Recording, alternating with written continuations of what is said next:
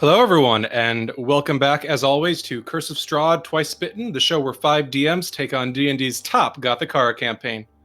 I am Dragon Akarta, as always, your host and DM, and thank you to everyone for continuing to tune in. We have appreciated everyone joining us after catching up over the break, and looking forward to a good session today. I don't know, how are you guys feeling? We made it to Kresk. Full of terror. Yeah, no, it was a remarkably pleasant session last time, so I'm fully waiting for everything to go to shit. Yep. Everything's gonna be fine. Yeah, I like that optimism. It'll serve you well, probably. Why wouldn't it? Oh yeah, absolutely. I just here on my session plan, it's just a single page of notes. It just reads butterflies and rainbows. That's all I have written down. Just that on a post-it. What's the AC of the butterflies? The AC is 3. They are very easy to hit. But why would you hit a butterfly? They're butterflies. If they're Hades butterflies, we need to actually be terrified. Okay, that's fair. Gather their wings to make potions, Dragnon. Jeez. Mm-hmm, Butterflies taste delicious. I don't know what you guys... All right, I don't want to know about the taste of the butterflies, so let's switch tracks.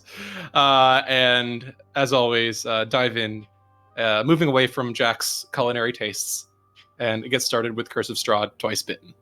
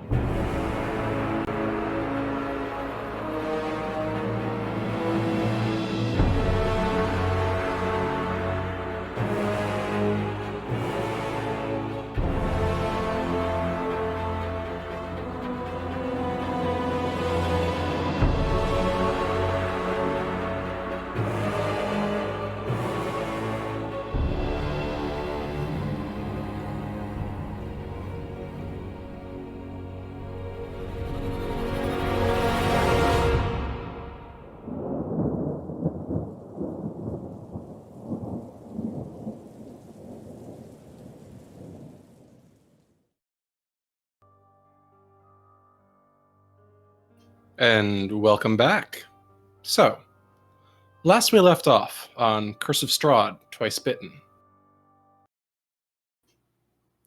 The travelers had made their way to the Vistani encampment just outside of Alaki's walls, seeking a chance at escape from Barovia, having learned that the Vistani seemed to possess the key to traveling beyond the mists that hemmed the land within.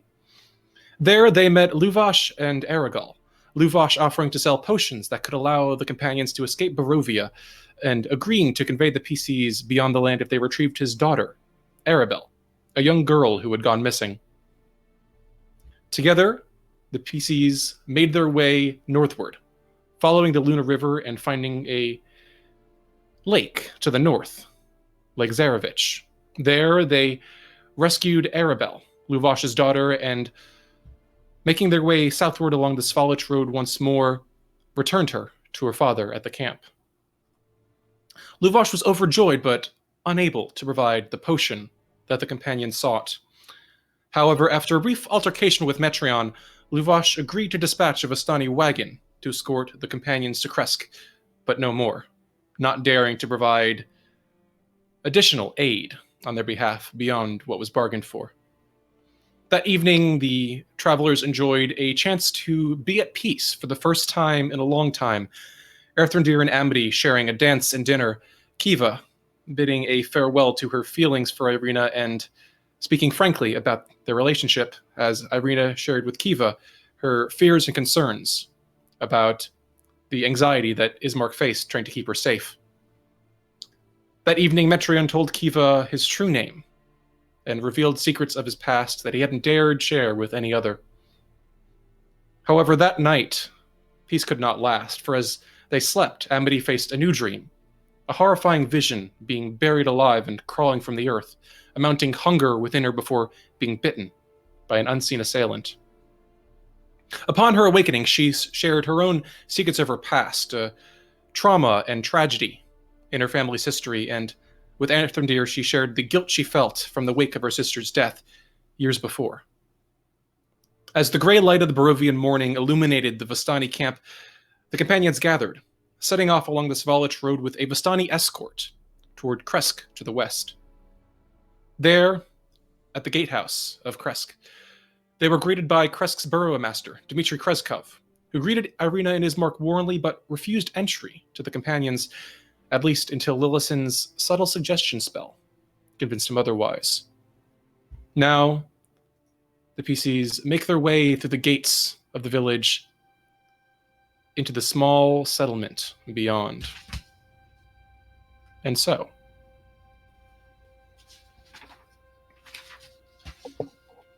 by now, the earlier rainstorm has slowed to a chill, misty drizzle, the dark clouds overhead slowly moving east, away from Kresk's walls.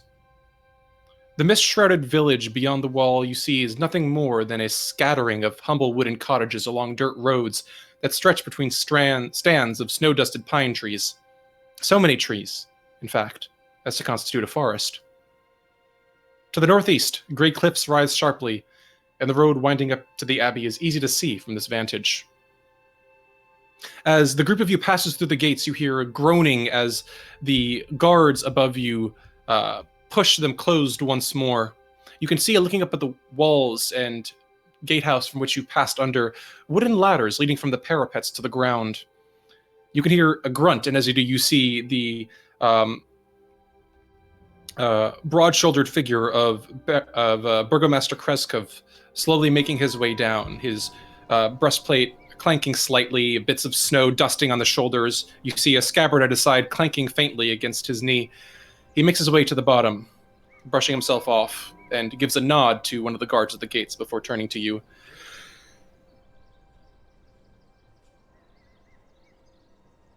So,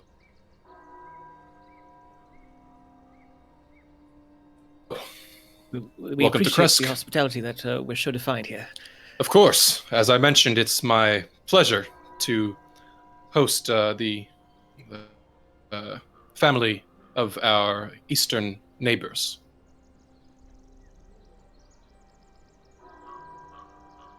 Of their stature, and perhaps some guest rooms for their accompaniments. He nods toward you, stroking his very wispy, wiry beard thoughtfully, frowning toward Ismark and Irina. Unfortunately, I'm not sure about the amenities of our eastern neighbors, but Kresk is a bit of a simpler settlement. We don't have much in the ways of inns or taverns, as I'm sure the big towns like Vallaki might. If you are looking to stay, though, I imagine that my wife and I could see to a way to put you up for a night or two. Though, of course, there's much to do. We would appreciate any assistance you might provide in upkeep if you were to stay. Certainly, that would be very reasonable. When we arrived at Vallaki, we were told of a number of rules to follow. Is there anything of the sort here that we should be aware of? Well, Kresk is, to my knowledge, the safest settlement. We are the furthest away from the walls of Ravenloft, and we do our best to make sure that the safety of our folk remains paramount. I don't know too much about what goes on in Vallaki. I have some knowledge of the Baron there, but it has been many years since anyone from my family or our village has ventured beyond the walls. All that I can ask is that you stay peaceable while you are here. As mentioned, any assistance in ensuring that our village can continue peacefully while you remain. We consider ourselves something of a family. All that we can do to help one another, to share what we have, and we would expect you to remain thoughtful of that while you remain here.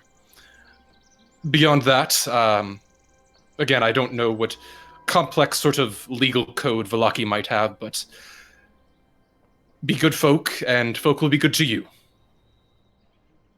That all sounds eminently reasonable, and I'm sure we are all happy to comply. The golden rule, yes, of course. Of course. You will find that, well, we're doing best we can. Things haven't always been easy lately. But again, we are glad to do what we can to share that hospitality with friends. You mentioned, I'm sorry, I just want to make sure that I'm aware of everything going on in my walls. You mentioned that you were here to visit the Abbey, is that correct? Lillison is going to look over towards Ismark and Irina and sort of gesture for them to pick up. Ismark steps forward. Yes, that would be correct. We were told by the priest of our home village, Father Donowicz, that the Abbey of Saint Markovia was known for being a holy place, that some sanctuary might be found there. I am sure you know that Barovia, our home, is so close to the castle. We thought that the furthest we could come would be a place of safety. And I must say, Burgomaster Kreskov, that we are most grateful for your hospitality. Kreskov nods thoughtfully, and then frowns. You watch as a small shadow crosses his face.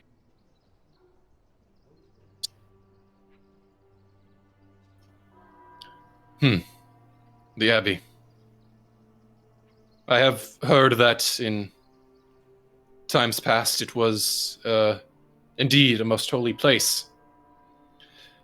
And I certainly shall not stop you from venturing there if that is what you wish to do. But I would note, since you are, out of respect for your father, that I do not know what sanctuary you may find there. Are y'all not in contact with them? We, not as such. Our ancestors, perhaps, many years ago, but none from the village visit the Abbey. We only have limited contact with its head, who only occasionally ventures down to the village proper. And who is that? We call him the Abbot. He's occasionally visits our local holy place, a blessed pool to the north end of the village. There's a holy shrine there. It's called the Shrine of the White Sun. He occasionally, the Abbot, makes his way down there, I presume to pay homage.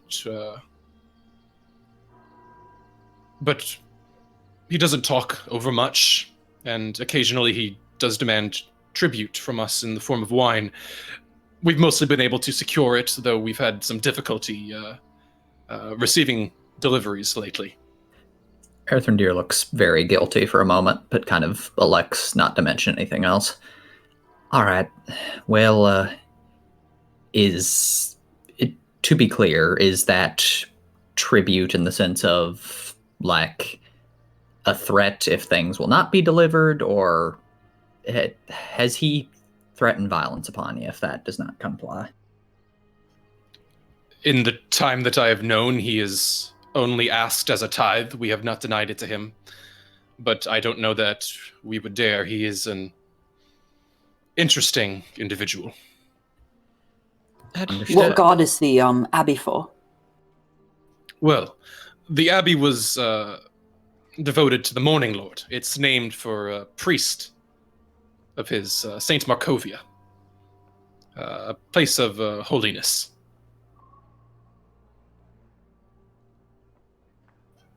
But the abbot himself, I can't be sure. He's been in Kresk for a long time.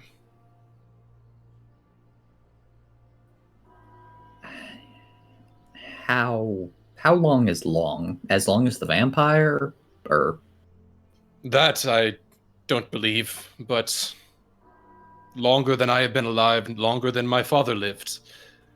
As far as I have been told by my grandfather, he arrived perhaps a century ago. And in that time, he does not seem to have aged a day. that narrows our options somewhat. Kiva just gives a very worried look at the others upon hearing that he doesn't age and only comes down a few times. She's not going to say anything, but I mean, I feel like she's thinking that he might be a vampire as well. Yeah, Metron sort of shoots a glance back at her, sort of confirming that he's on the same page as her. She sighs a little bit relieved, but also not relieved at the same time.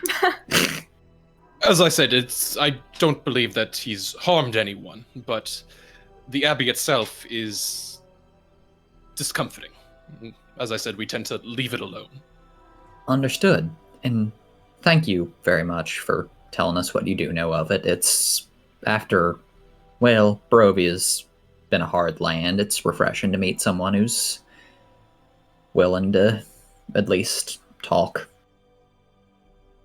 Of course. Please, if you'd like to make your way around the village, again, I ask only that you do not disturb anyone who may be attending their own business. But if you would like, you can follow me, and if Master Kolyanovich and Mistress Kolyana, if you would be interested in remaining the night, your friends as well, perhaps, I can show you the way to my own domicile. It's not far from here. Would be most appreciated. Thank you. Of course. We've recently come into some additional room in our home, so we should be more than capable of finding room. Kiva quirks an eyebrow a little bit, but doesn't ask why he suddenly has room. She just makes note of it. You follow Burgomaster Kreskov through the path that makes its way beyond Kresk's outer walls. As you do, you can see coming into view the path that cuts through the forest itself, these pine trees that rise above the simple dirt road that makes its way northward, away from the gate. The building closest to the gate, you can see coming into view a larger building than the others. A modest cottage with several additional spaces compared to the much smaller dwellings beside it.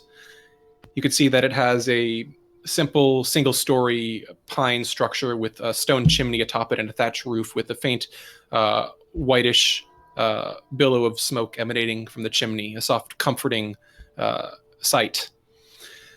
Kreskov nods toward the cottage. That there is where I and my wife live. You'd be, if you were looking for a place to stay this evening,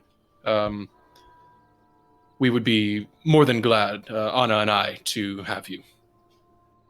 Thank you very much. With that said, if you are looking to head up to the Abbey, it's not over far. As you can see, the path is right that way. You just need to follow the right branch from the crossing up ahead. The switchback will take you right to the top. Thank you so much. Do you know past tonight if there's like an inn here or some other place we could stay? Maybe even at the Abbey?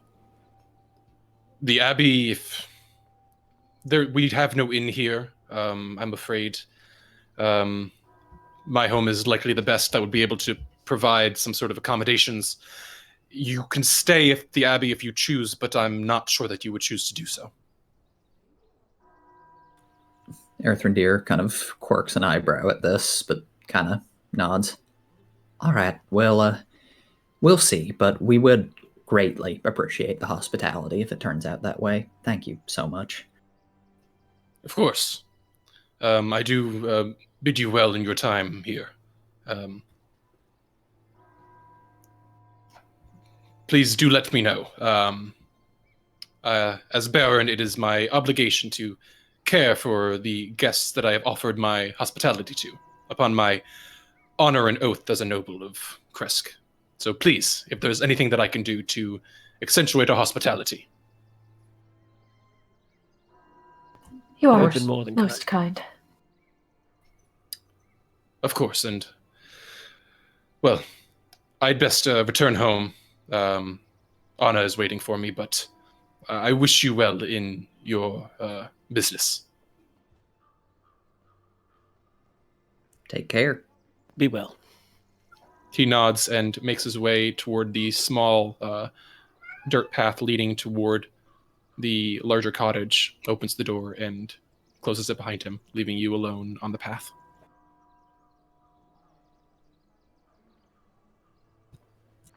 The moment the door shuts, Erthrindir just looks at the others and says in a quiet voice, "Unchanged for a century." Yeah, he seemed pretty nervous, that one, didn't he? Yeah. I mean, that doesn't necessarily mean something untoward. Like, there's, he could be an elf. I wouldn't look much different at 139 than I would at 239, but if they would have mentioned if they were visibly non-human. Well, on the way here, I saw a couple of people up there. I couldn't make out anything else aside from their silhouettes and all that. But there are at least others up there. Damn, you got good eyes. Well, thank you. Well, that puts us in a... I guess we still got to go up there, though. Like, we don't really have a choice. Well, maybe we just take a few hours, but just relax our feet. We've been traveling all morning, and just take it easy. People seem at least a little bit safer here, a little less strict, if you will, as they were in Valaki. We do seem to have arrived at the most straightforwardly safe and reasonable place that we've been so far. Perhaps that's why I don't trust it so much. I feel like I'm waiting for a shoe to drop or something. I don't suppose that we should wait too long, though, before heading up to the Abbey, even though we're inside the walls. I still don't feel comfortable traveling at night. Yeah, I'm with Kiva. And more to the point, if it turns out the Abbey is not somewhere that will be safe or that has some for us, then we need to know that early so we can start making plans. Well, hey, listen. I was just to say, maybe we just ask Ismark and Arena what they think. I mean, we're here for them anyway. Yeah, I suppose. What are y'all feeling? Irina opens her mouth as if to speak, and then turns to Ismark. Ismark just kind of sighs. We have to at least take a look. We've come this far. We should at least see. Father Donovich might know something about this abbot or about the abbey that Baron Kreskov does not. We if nothing else, it's something to follow up on, right? Yeah, it's kind of all we're doing at this point. Of course. Do you feel prepared for it yet? Who are you addressing? Ismark. He nods. I don't know why I wouldn't be. Do you feel prepared? Never. Never, no. Right, then I guess we'd better make our way up. Yeah, I suppose. Yeah, better now than never. That's not a phrase. What am I... Let's go. DM. Yes. And I guess this would also be a question for everybody else. But first with you, since it is snowing, I assume it's also cold. Yes, it's a very light snow, but it is pretty chilly at the moment. Okay. Metron is obviously wearing a jacket. Is Lillison? Interesting question. Lillison is wearing her tunic, but it's not a particularly heavy one. But she doesn't look like visibly cold. Okay. So as we're walking, I'll kind of fall back towards Kiva, and maybe if I'm in earshot of Amity as well, and just sort of elbow her. Ow, what? Oh, I didn't hurt that much, but look at her. And I just kind of very, very stealthily point up at Lilithan. Kiva sort of pokes out from under her traveling cloak that she's bundled around herself like a blanket, and will look at Lilithan. What? What am I supposed to be seeing? Isn't it cold? Yeah, it's fucking freezing. Oh. Look who's not wearing a jacket.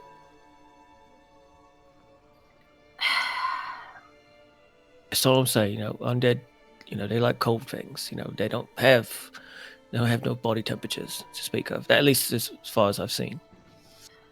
Okay, so, maybe we're going to this religious place. If I don't know, what happens? It bursts into flames or something?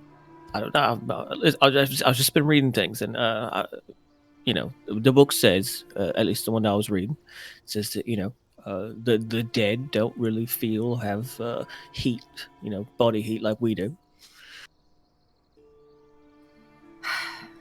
I'm just saying, keep an eye on it. No. Maybe we can talk to this abbot when we're up there and see if he notices anything that we don't. Right.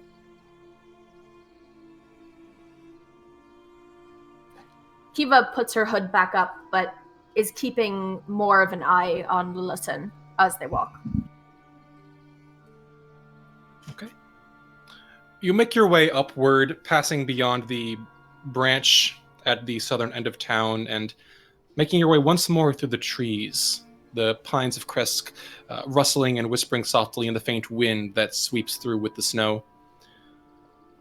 The road from the village climbs, making its way upward in a constant switchback road that cuts away from the place below. The switchback road itself that hugs the cliff is 10 feet wide and covered with loose gravel and chunks of broken rock. Looking down below, through the trees, you can see villagers in Kresk making their way through the snow-dusted roads, tending to what seem to be small guardians beside the cottages, splitting logs of wood, tending to small enclosures of what seems to be livestock or milking cows.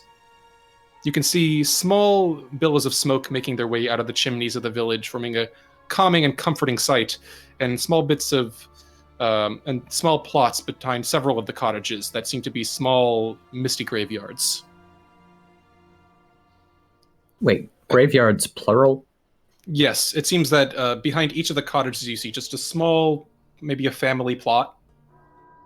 Doesn't seem to be a centralized graveyard. Earthendeer kind of elbows Amity. Huh, you think they do like a family-based thing where you just have generation by generation behind your house? Maybe.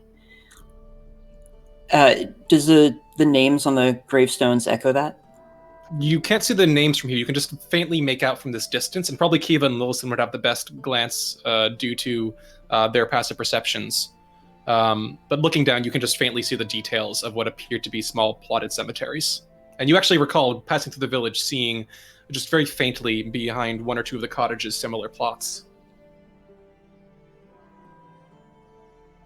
Amity, by the way, is wearing 2 layers of clothing and sort of huddling close to Earthendeer, not having packed a extreme winter coat.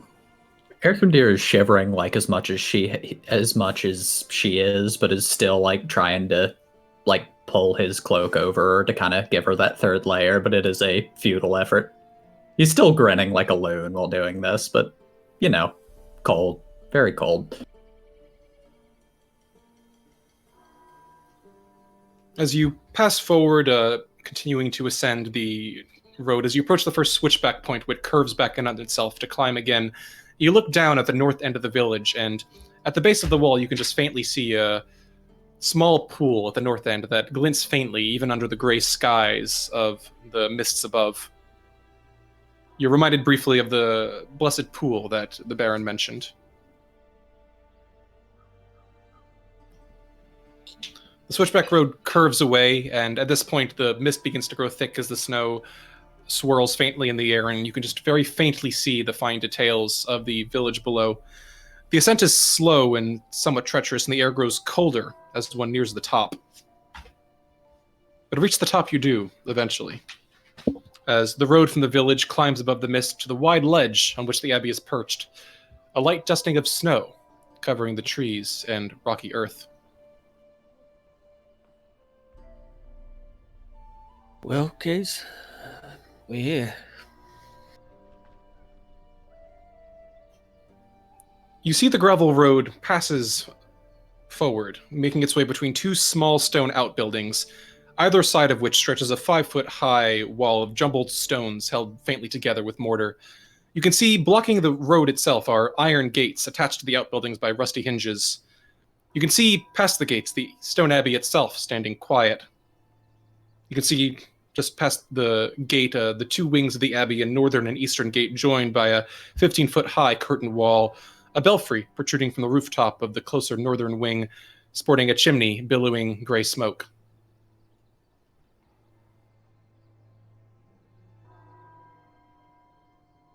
Huh. So, whatever they have up here, it's not terribly well maintained, but they haven't let it fall to ruin either. Maybe it's like a monastery. It looks homey. I like it. I suppose they're doing the best they can. Something tells me Strahd doesn't put a lot of emphasis into maintenance of churches.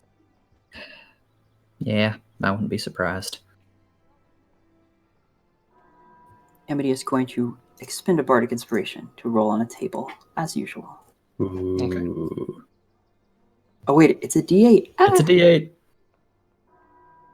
Doesn't make a difference. Still a 3. Okay. Very good. So, are you making your way forward toward the abbey? I suppose. You make your way forward, passing toward the old rusted gate. Looking at it, it seems unlocked, but as you open it, it squeals loudly, the rust in its hinges grinding against the edges. From this point, you can see the windows of the north wing made of leaded, translucent glass. Though you can also see, somewhat strangely, the eastern wing looking somewhat more decrepit, though from this distance you cannot quite make out the details. As you step through the gate together, the squeak still echoing faintly in the cold air, you hear what sounds like a donkey's bray, and then a squat shape leaps from the left-turn outbuilding, landing with a puff of snow on the path before you.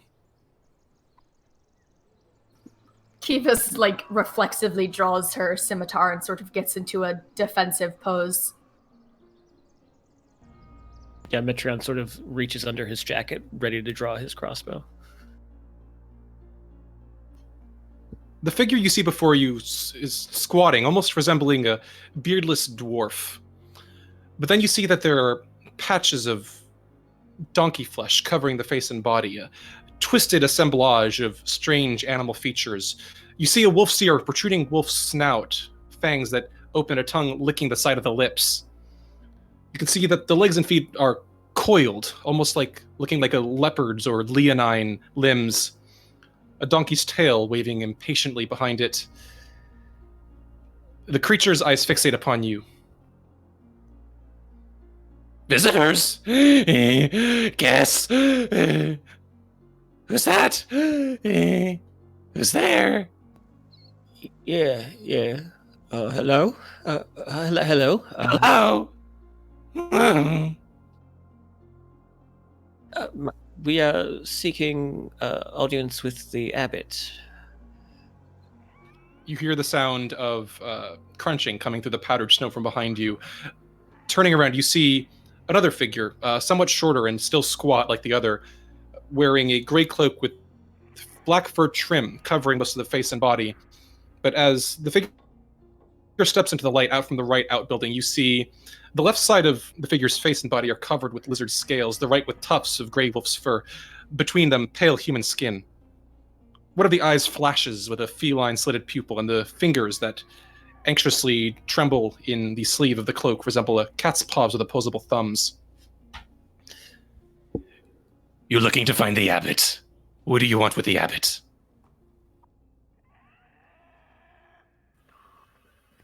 And Metreon is sort of at a loss for words as he's looking at these creatures. It's nothing like anything he's ever seen before.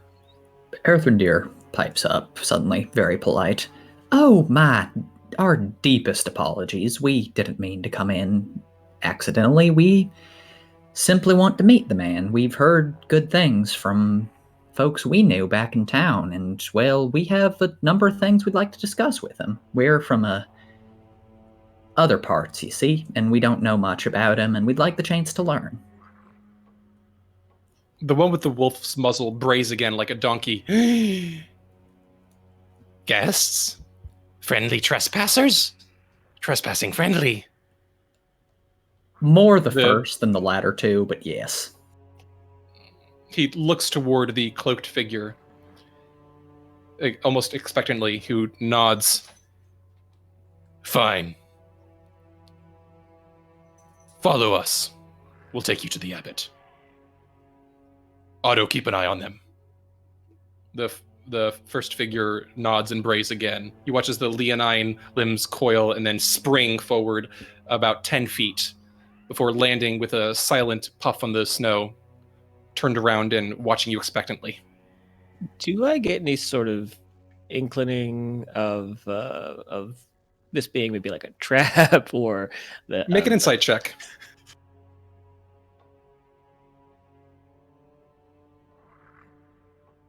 That's going to be a 3.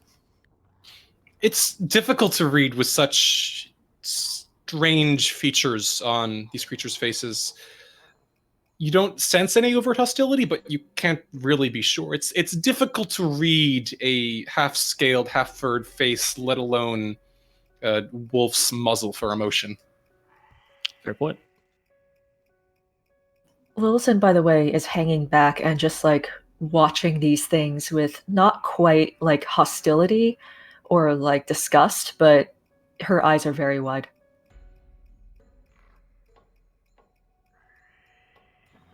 Erthendir steals a look back at her and just kind of nods, and he mouths, this is really bad. I don't know what it is, but it's really bad. You hear a grunt as you say this from the cloaked figure. Mouthing. He's like... No, I know. Okay. As you're mouthing this, the cloaked one glares toward Lillison. What are you looking at? I've just never seen any figures quite like you. What are you calling? Do you think I'm ugly? Do you think I'm some kind of monster? No, of course not. I've just I never bet you seen... think I am. No. It's not like that. We've just been retired. It's been a long travel. You hear a cackle from the crouching, braying figure, Otto, apparently. Siegfried a monster compared to Otto. Otto most beautiful. You hear Siegfried snarl and glare toward the curtain wall of the Abbey. Well, are we going or what? Yeah, we're moving, we're going.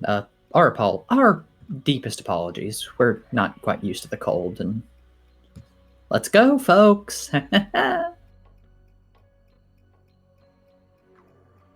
Yeah, we'll follow.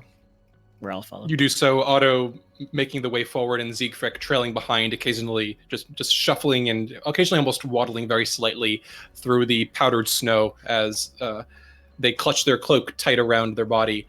Otto doesn't watch so much as leap like a frog or a pouncing cat every 10 feet or so, bounding the distance effortlessly. Every so often he giggles quietly, braying under his breath like a donkey, just watching you with vague interest. Not hostility, but just interest.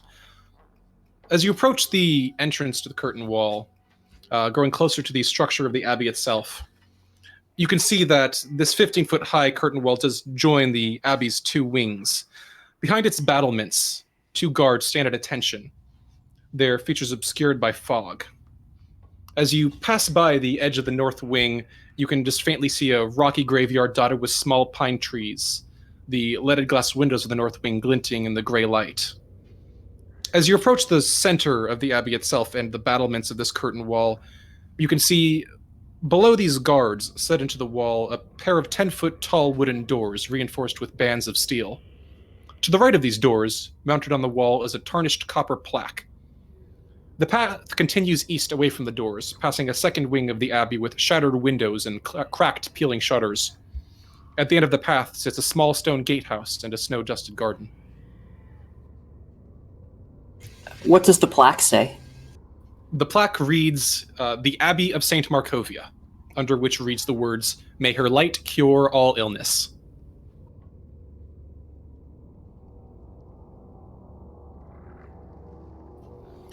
Disregarding you and just kind of shuffling around you, you watch as Siegfried and Otto make their way toward the twin doors at the curtain wall and grunting, heave. You hear a grinding and creaking as the heavy old doors are slowly pushed open, opening into the way beyond, a courtyard. The thick fog that fills this courtyard swirls as if eager to escape.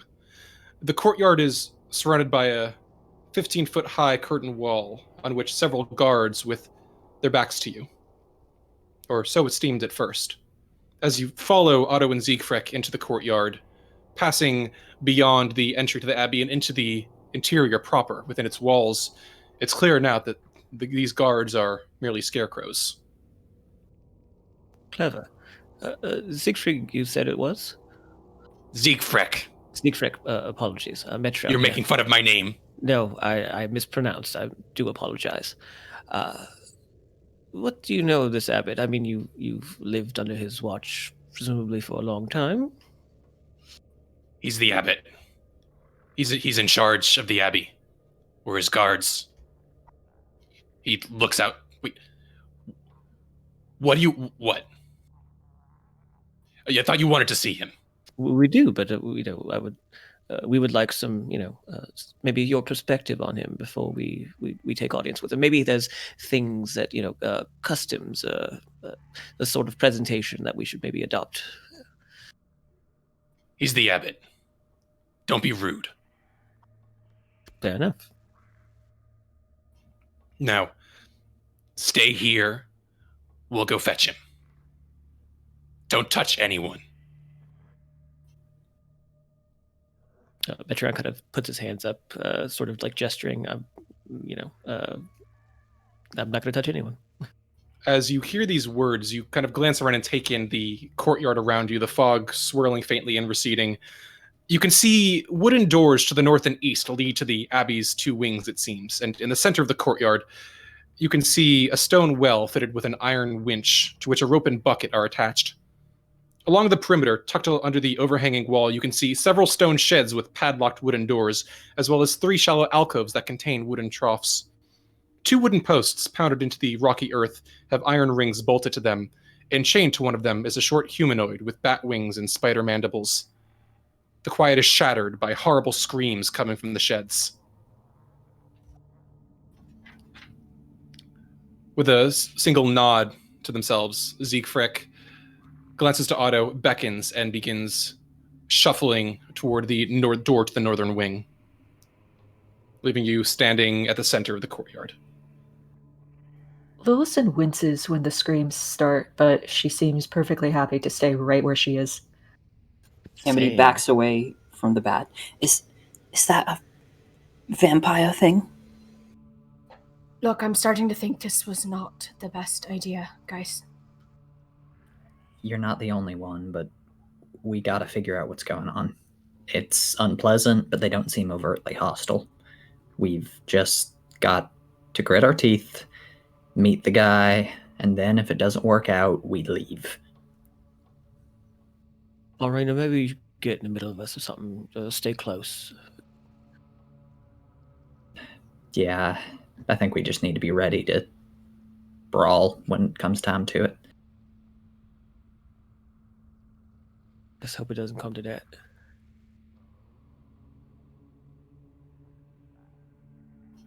You wait for a few moments. You hear the door to the northern wing open and shut as Otto and Siegfried vanish from sight. You are left standing with the discomforting screams and strange noises echoing from the courtyard around you, causing your skin to crawl, goosebumps arising on the back of your neck. The snow is cold as well. The lack of warmth that you feel here does not help with the creeping sensation you feel at the constant screams and howls echoing from the space around you. You're only alone, thankfully, for 2 or 3 minutes, however, as before long you hear the door open again. Otto and Siegfried in the door, but standing behind another silhouette this time. As you watch, from the northern wing exits a handsome young man in a brown monk's robe.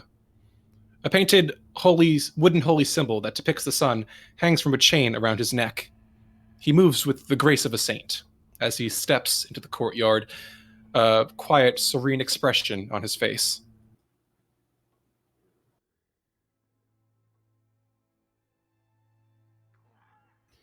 He sees the group of you standing in the courtyard, making his way forward with a calm, serene smile to his face, his hands buried in the sleeves of his simple monk's robe as his sandaled feet crunch the snow.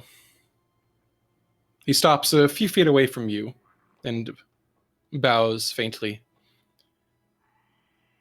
"Good morning. It has been some time since we have had new visitors. I am the abbot. What brings you to our humble abbey?"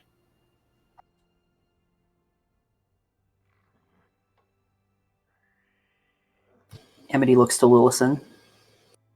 Lillison looks enormously relieved to see a normal-looking, apparently human. And she actually is going to fall to her knees and bend her head a moment before looking back up. My Good dear, morning. there is no need for such motions of supplication. I am a servant, not the master. Please, rise to your feet, my child. She gets to her feet and says, Good morning. It has been, well, quite some time since we received a welcome such as this. We have friends who are looking for sanctuary here." Ah, friends. He nods amongst the group. Ismark steps forward, coughing. "Yes, my sister and I, we had heard that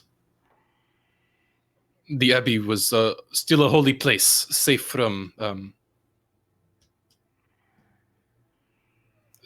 dark things." The abbot regards Ismark quietly for a moment. "My friend, the abbey is, as it will be, a place that I work hard to keep safe. We have had one visitor in recent times. It would not be a great burden to welcome additional guests." Who was the other visitor, if you don't mind my asking? "An interesting young woman. I believe she might actually be in the East Wing now, perhaps. Some sort of hunter, some sort of ranger, perhaps. I'm not entirely sure." Kiva Earthrendeer perks up. Yeah, this is similar sort of what? Like, is there another one like us? Excellent. Would you mind, after we have a bit of conversation, would you mind showing us where she is? But of course, if you are looking to visit my abbey, I am more than glad. In fact, if you would like, I'd be more than glad to show you around our humble abbey. If you are to be guests here, I would be remiss if I were not to show you the grounds. We would appreciate that very much, yes. Of course. Would we appreciate that, Ismark and Irina? Ismark is just kind of pale at the moment, so Irina quickly puts a hand on his shoulder and coughs and says, "Yes, we would appreciate seeing a look around. Thank you." The abbot nods serenely. Wonderful. Please, my friends, if you would follow me, I'll show you into the main hall.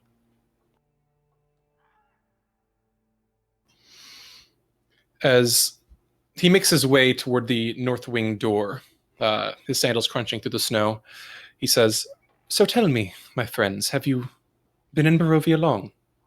I presume from your dress, forgive me if I'm presumptuous, you seem to be newcomers to this land. It feels like we've been here for months, but it's only been, 10 days? Oh, yeah, it's been a little more than a week. Good gracious, it's been a little more than a week. My word. Well, I hope that you shall come to find the Abbey as a place of peace. The Morning Lord looks kindly upon those that tend to his ways. Kiva just... Oh, sorry.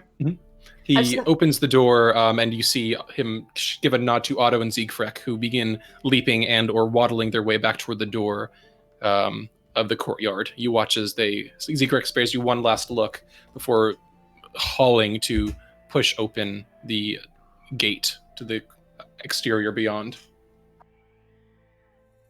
The abbot hears Kiva turning to him and looks toward her expectantly. So the Morning Lord, we were at another a church recently that was supposedly under the Morning Lord's protection, and we were all attacked. Has anything like that happened here before? Here, well, no. I think you will find that, well, I know that there can be many things throughout Barovia. This land is sick, but I do not fear those things that lie beyond the walls. And The land is sick? It is indeed. Please, let us discuss inside. I am sure you prefer warmer quarters. that would be lovely. As we're heading in, kind of lean into Kiva again and whisper, Listen, if I'll get attached to this one, just, off me. Look, if you get attached to this one, I might welcome it. It'd be good to see you smile. Metron just kind of purses his lips and looks away. The abbot leads you inside, past the door, into the chamber beyond. You follow him, and as you do, you can hear gentle-sounding music trickling down from above, played on a single-stringed instrument by some unseen master. The ground floor is one large 50-foot square room with arched leaded glass windows. A cauldron sits on an iron rack above a fire and a hearth, while above the fireplace mantel hangs a golden disc engraved with the symbol of the sun. In one corner, a wooden staircase climbs to the upper level, while in another corner, a stone staircase descends into darkness. Several chairs surround a wooden table that stretches nearly the length of the room. Wooden dishware and gold candelabras are neatly arranged on the table, standing behind which is a young woman with alabaster skin dressed in a torn and soiled red gown. Her auburn hair is neatly bundled so as not to touch her soft shoulders. She seems lost in her own thoughts.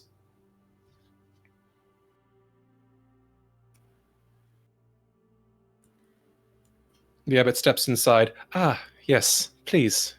It is my pleasure. He steps forward as you make your way into the hall, looking around the space, and steps around to the other side. He gently takes the woman by her hand. My dear, these are guests of ours. My children, this is Vasilka. She is overjoyed to meet you, I am sure. Erthrindir's head is swiveling from Vasilka to Irena like a ping pong ball, and he just kind of looks at the other. He kind of nods and smiles at the abbot, and then looks at the others and gives a very brief, expressive shrug, a very, what the fuck? The more Kiva looks at this girl, she just involuntarily takes a step back and looks very instantly a little panicked again. Metron's jaw is open right now, and he does the double take very quickly. But as he does, he starts to look around. Aside from Otto and Siegfried and the bat-faced guard that we had met earlier, are there any more of these kind of people here in this like area, or that we've seen From on what the you way can here? see, no, there doesn't seem to be any place to hide here. As you do, you hear the abbot say, "Please forgive her if she does not respond to any greetings. I'm doing my best to educate her in the ways of etiquette, but her powers of speech are not entirely yet at her command." Educate her? Yes, learning the finer points of etiquette. Perhaps at some point she should learn how to dance as well. But again, it is a learning process. Lillison is looking at Vasilka with an expression that slowly is becoming something a bit like pity. And after a moment, she gives Vasilka a very deep curtsy. The abbot turns toward Vasilka. "Vasilka, my dear, if you would not mind returning the gesture." You watch as Vasilka looks up and meets your eyes, Lillison, and then executes a slow but clumsy but still functional curtsy. Lillison gives her a slow and kind of sad smile. Earthrendeer is going to take a look back at Irina. How's she looking? Irina is looking somewhat pale. To her credit, she's not really reacted over much. But she and Ismark look like stone-faced at the moment. Understandable. Nice to meet you, Vasilka. Amity reaches a hand out. Also, with regards to other people reacting to this in Irina, do they look like extremely similar or something? I am not seeing the art. They have, they appear to have similar skin tones in places and similar auburn hair, which is interesting considering that you've not seen many Barovians with such a color. As you step closer, however, holding out your hand, you can see that as she eyes your hand and slowly reaches hers out to take yours, you can see small, what look like seams in her powdered skin, small stitches across several places along her shoulder, one on her elbow, and across several of her fingers as well, as she takes your hand and slowly shakes it.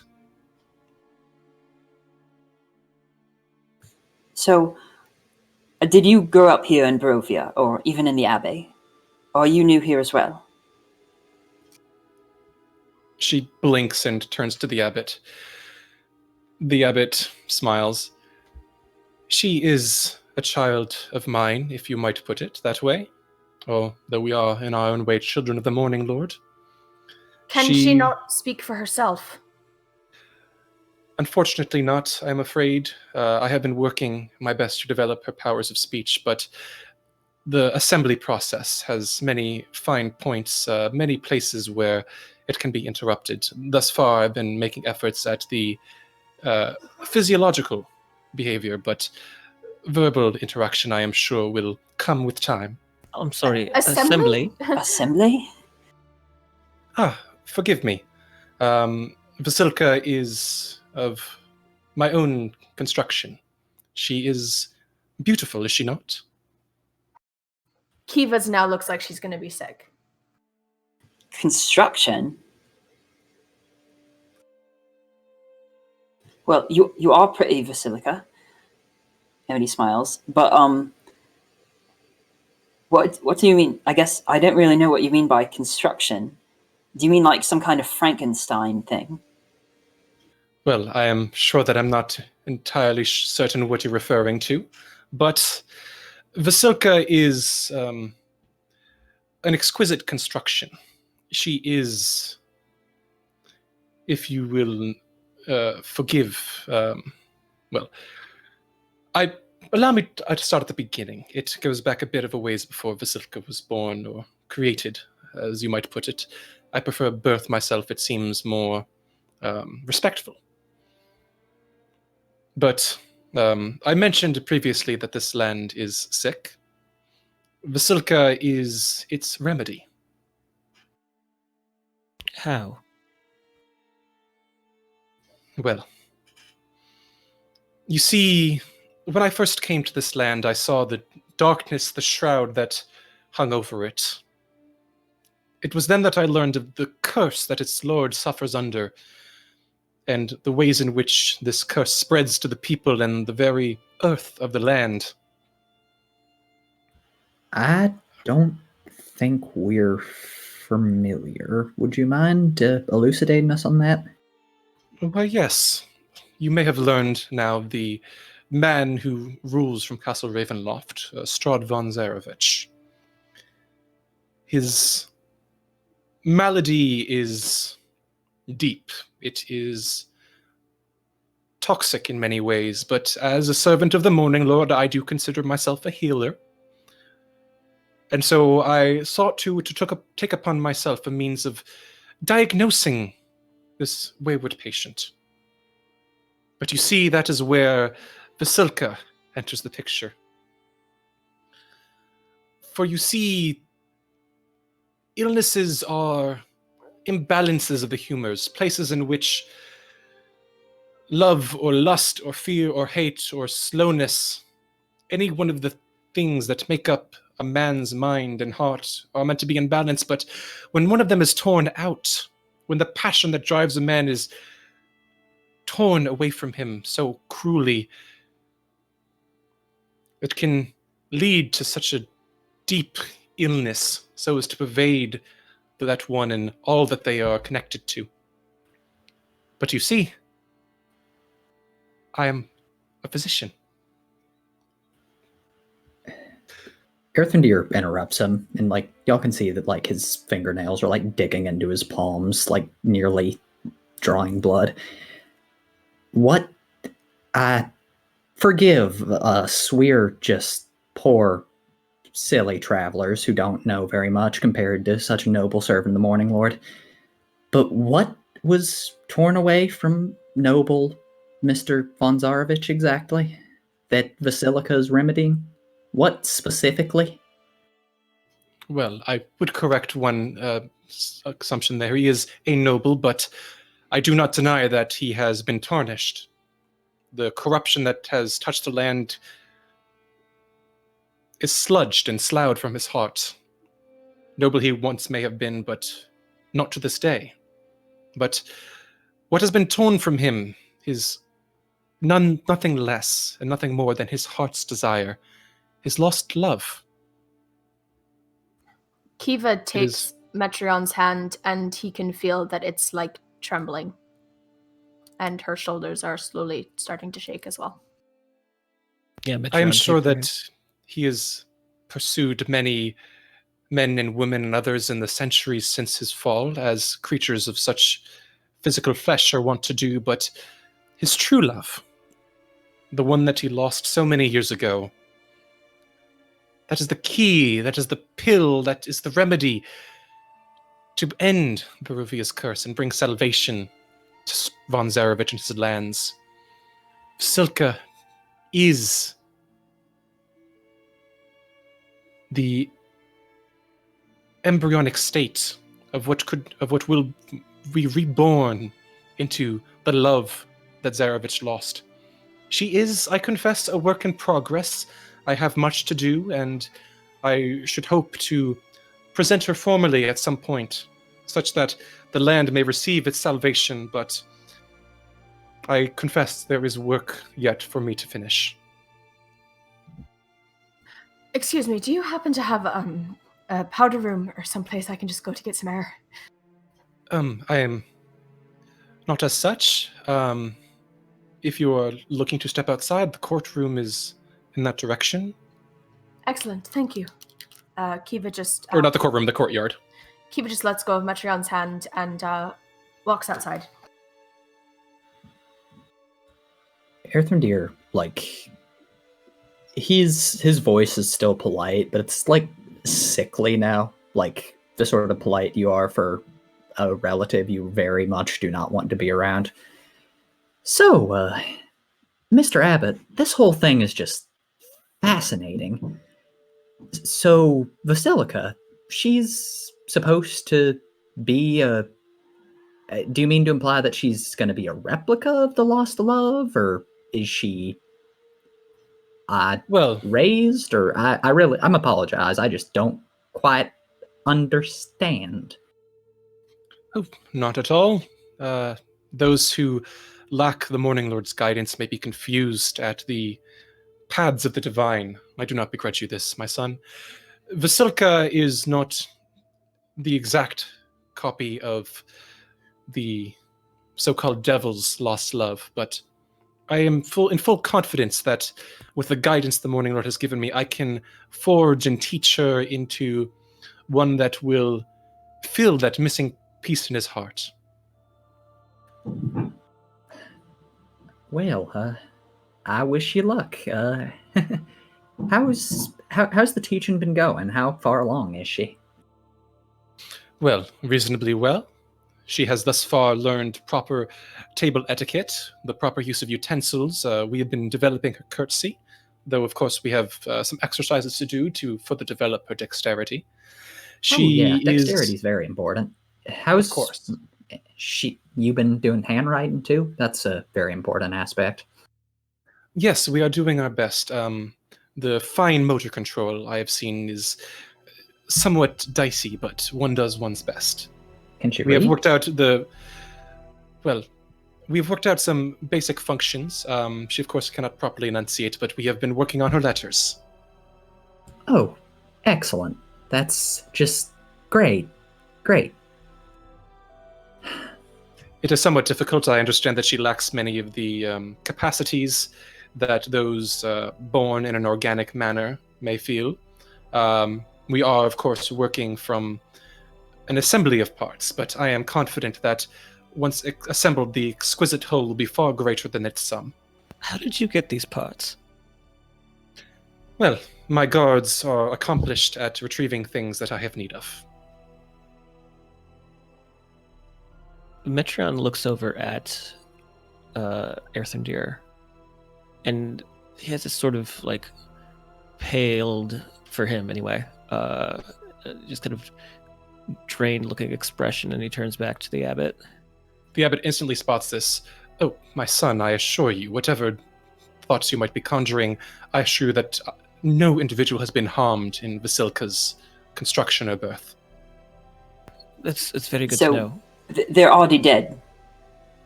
Oh, well, yes. All right, phew. Am I to infer, just, for our benefit, of information, that the vampire has a type? Well, I cannot speak to that, but I have done all that I can to emulate the model that was given to me. What model was that? Well, the devil's lost love, of course. Ah, The woman he once sought to wed. of course, but I mean, was there a description, a painting? That was described to me. A painting I cannot share, though perhaps with time I could construct one. Though Vasilka herself, I have done my best to ensure that she remains a accurate reflection of once was. Described to you? Are you saying that this is actually being commissioned? Oh yes, I was informed of the devil's malady by none other than the man himself. You know what? If you don't mind, excuse us. And Metron is going to start pulling Irina and Ismark closer towards the exit. Pardon them, they're a rather jumpy lot. They've been ill a fair bit lately. This land has introduced us to some new things. It is no concern. Believe me, I am understanding of why those who have not been awakened to the faith might doubt the Morning Lord's ways, but through his glory, I have seen that attempts to remove the curse by other means are damned to futility. Vasilka is the way.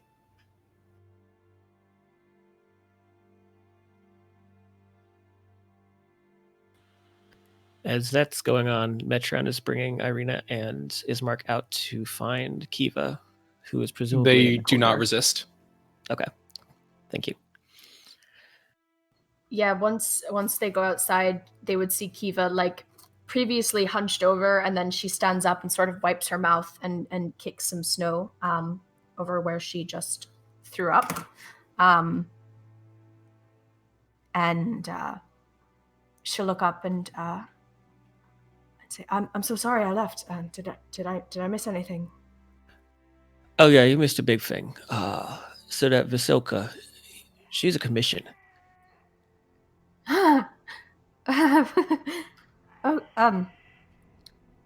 We need to go. We need It's to leave Strahd's this place. commission. We need to go. We need to go. She's like sort of looking desperately at Ismark. Ismark is not responding. He's just staring straight ahead. Ismark, we have to leave this place. He's still not saying anything. Irina turns to you. Kiva, are you going to be okay? We should. I don't know who this abbot is, but the ones outside said not to be rude to him. I don't think that we should flee right away. I don't know what he is, but that might make him angry. Okay. Look, Irina, please stay close to me. Okay, I don't trust this man, and I don't trust this place, and I'm terrified. Okay, I'm sorry, I'm terrified. No, I understand. It's going to be okay. You're going to be okay. He's not done anything to harm us. He doesn't seem to be interested in us. Big question though is if he's in direct contact with Strahd and he's looking for us and he's looking for you, what's to stop him just from giving us up to him? I don't know. We'd have to ask. Yeah, why don't I think of that? Look, he reminds me of someone, and I just trust me. I know that this place is not good. I know. We're not going to spend longer here than we have to, okay? Kiva doesn't look convinced, but she goes back over to Metron and just... This is the first time I think she's actually seemed like she needs protection from someone else, and she just sort of holds on to him. Right, well then. I'm only going back in here because of you all. But if I get the whiff of anything else, I'm out. That fair?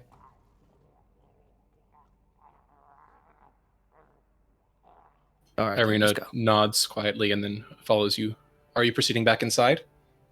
Yes, so he will lead the charge back into the abbot's little court. Where were they at again? You make your way back into the the north wing of the abbey.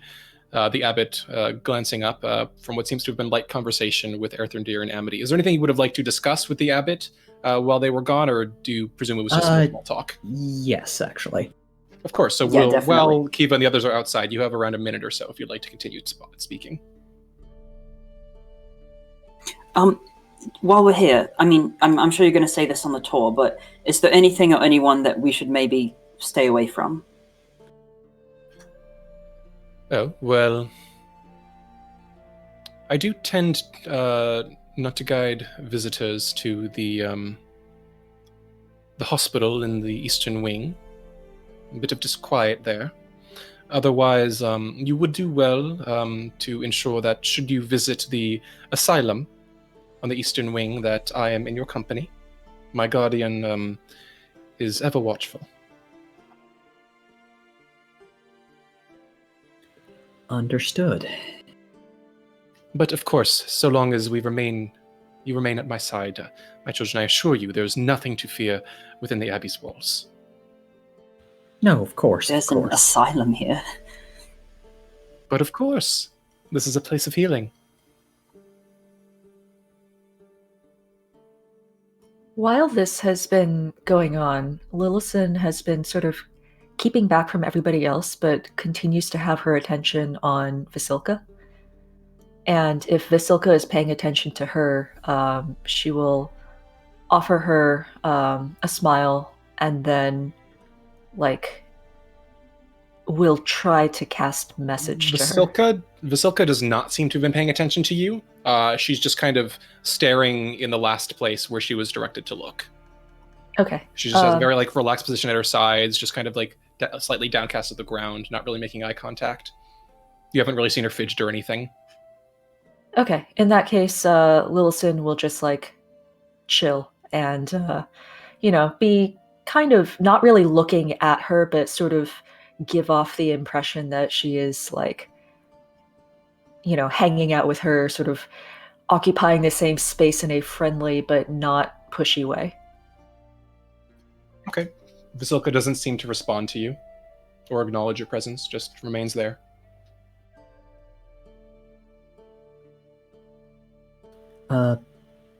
Abbott, sir, I apologize. And if I'm asking too many questions, I'm a historian. It's kind of my want. Not at all. Please, by all means, continue. You said other means of lifting the vampire's curse had failed. Do you know what those were? Well, I have heard tales of those who have sought to raise sword and arrow, spell and fire against him, but I am doubtful that such efforts would work. The ancient curse upon the land, I am doubtful that it would allow him to truly die in Barovia. But that's secondhand. You haven't heard of anything specific. Well, myself, no. It is wisdom sent to me from the Morning Lord. Oh, of course. It is an understanding that I have come upon. No, I don't mean to doubt. Just wanted to be sure. Good to know whether your sources are primary and secondary. Thank you. Of course. At this point, you hear the door opening and Kiva and the others rejoining. And the abbot looks up, clasping his hands. Ah, wonderful. I hope that you were able to enjoy the fresh air in the courtyard. Perhaps it can be a bit warm and stifling in the main hall at times. If you would like, I would be more than glad to proceed to the next chamber of our tour. That sounds lovely. Thank you so much. Of course. And just to confirm, Lillison is not casting message, right? She is currently not casting message. Okay. So, you follow the abbot as he leads you. Forgive me as I turn to the right page of my notes here.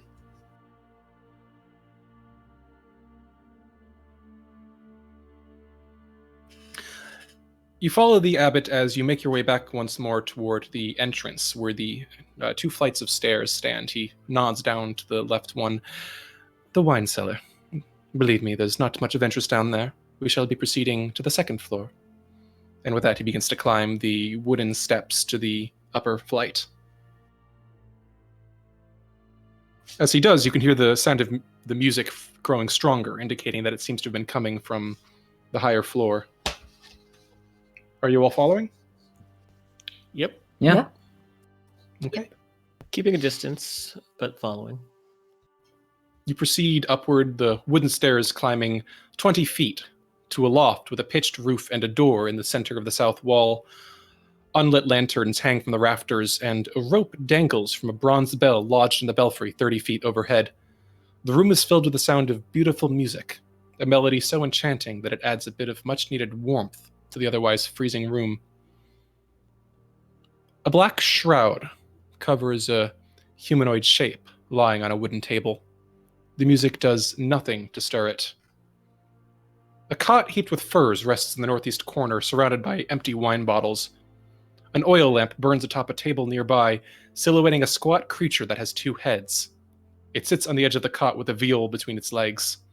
With a crustacean claw-like appendage, it grasps the neck of the instrument while running a bow gently across its strings with its human hand. You watch as the abbot mounts the top staircase. The creature's head snaps up for a moment, then slowly lolls gently to the side. The music continuing, measure by measure. Abbot, so these creatures, they seem native to this plane, yes? Yes, this is, well, you've met Otto and Siegfried, and down below, Marzina as well. This is Cloven. The Belleviews are an old family of the Abbey. Cloven, do say hello.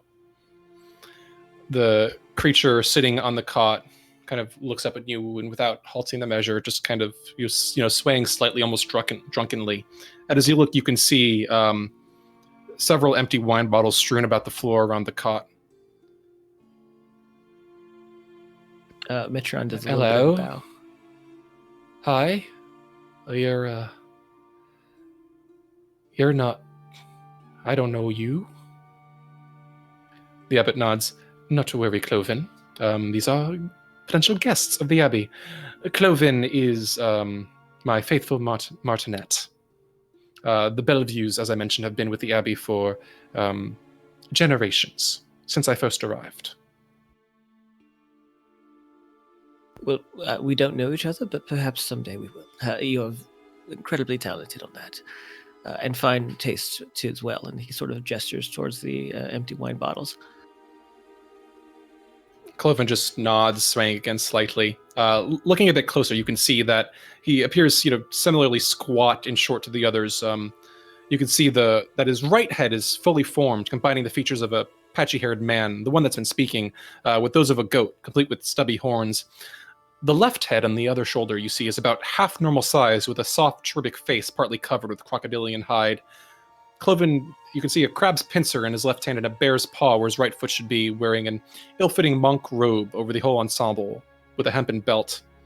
You can see the smaller head, snoring very faintly, the eyes flitted almost shut, a faint flicker of what seems to be a forked snake's tongue flickering from its lips every so often before receding as it snores.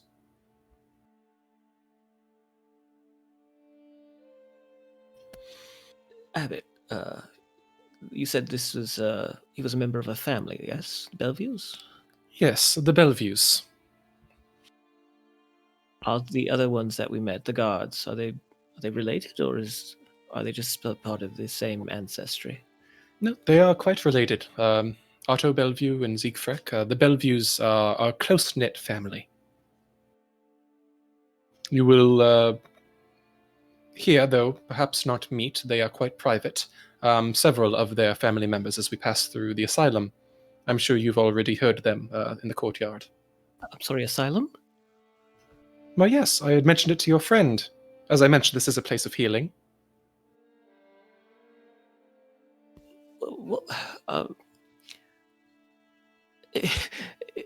Do you heal anyone who comes from the village below?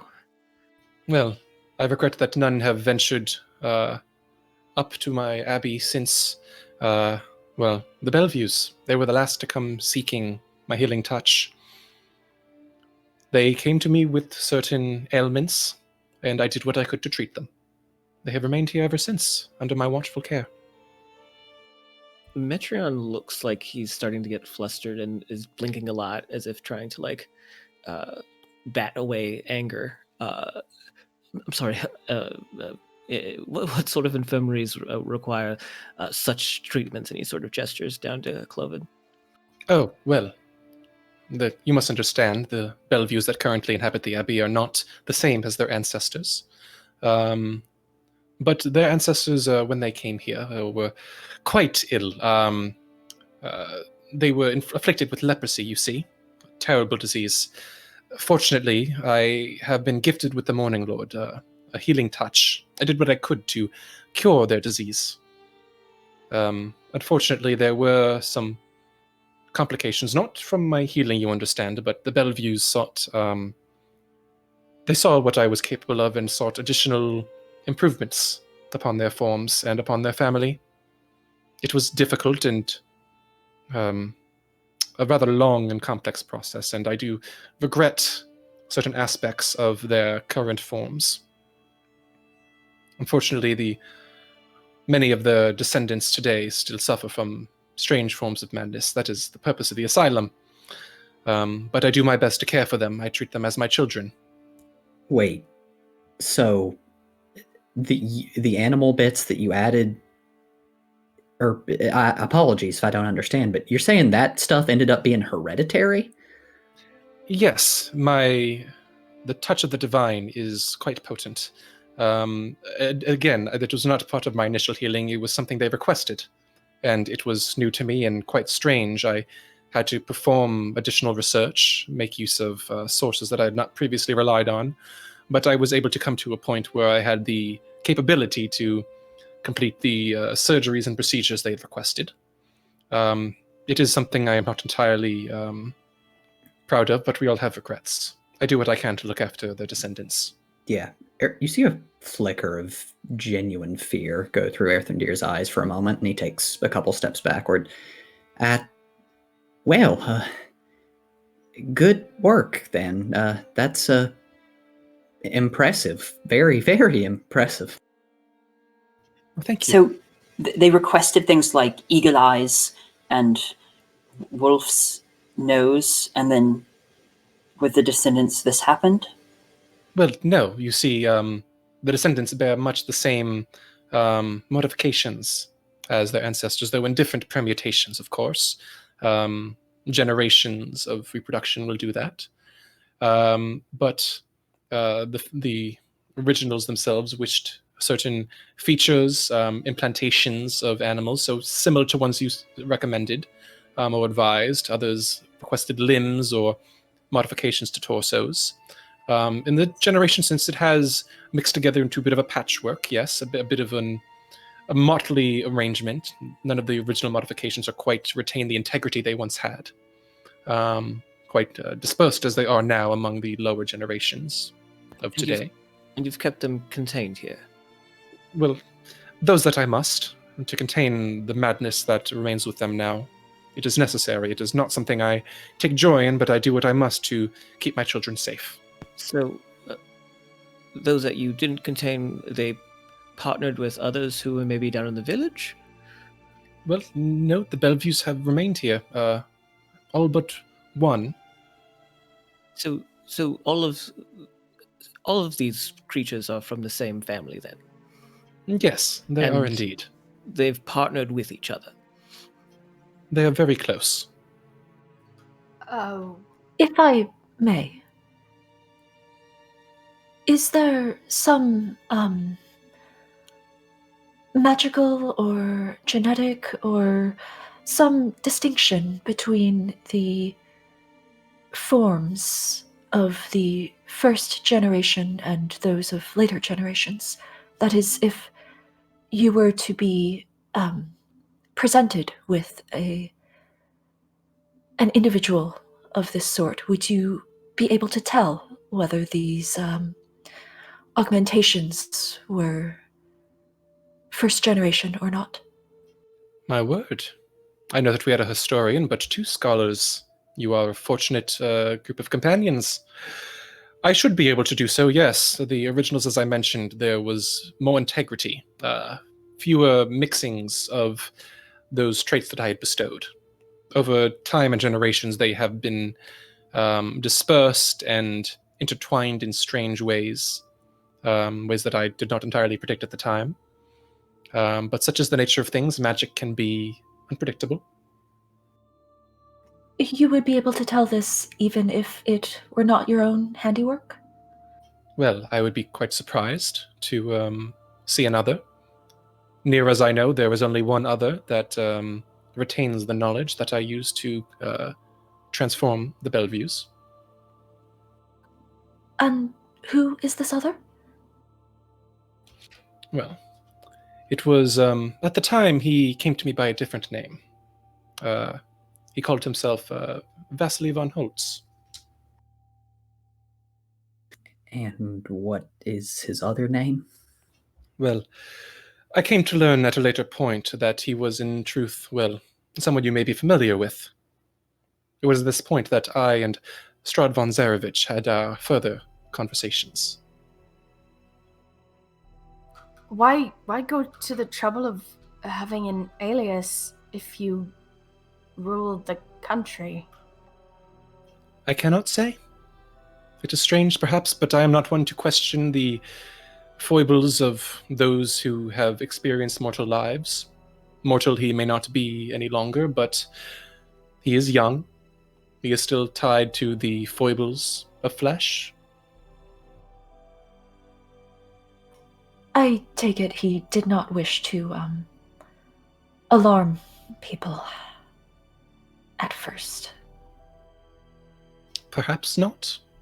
I can assume best intentions.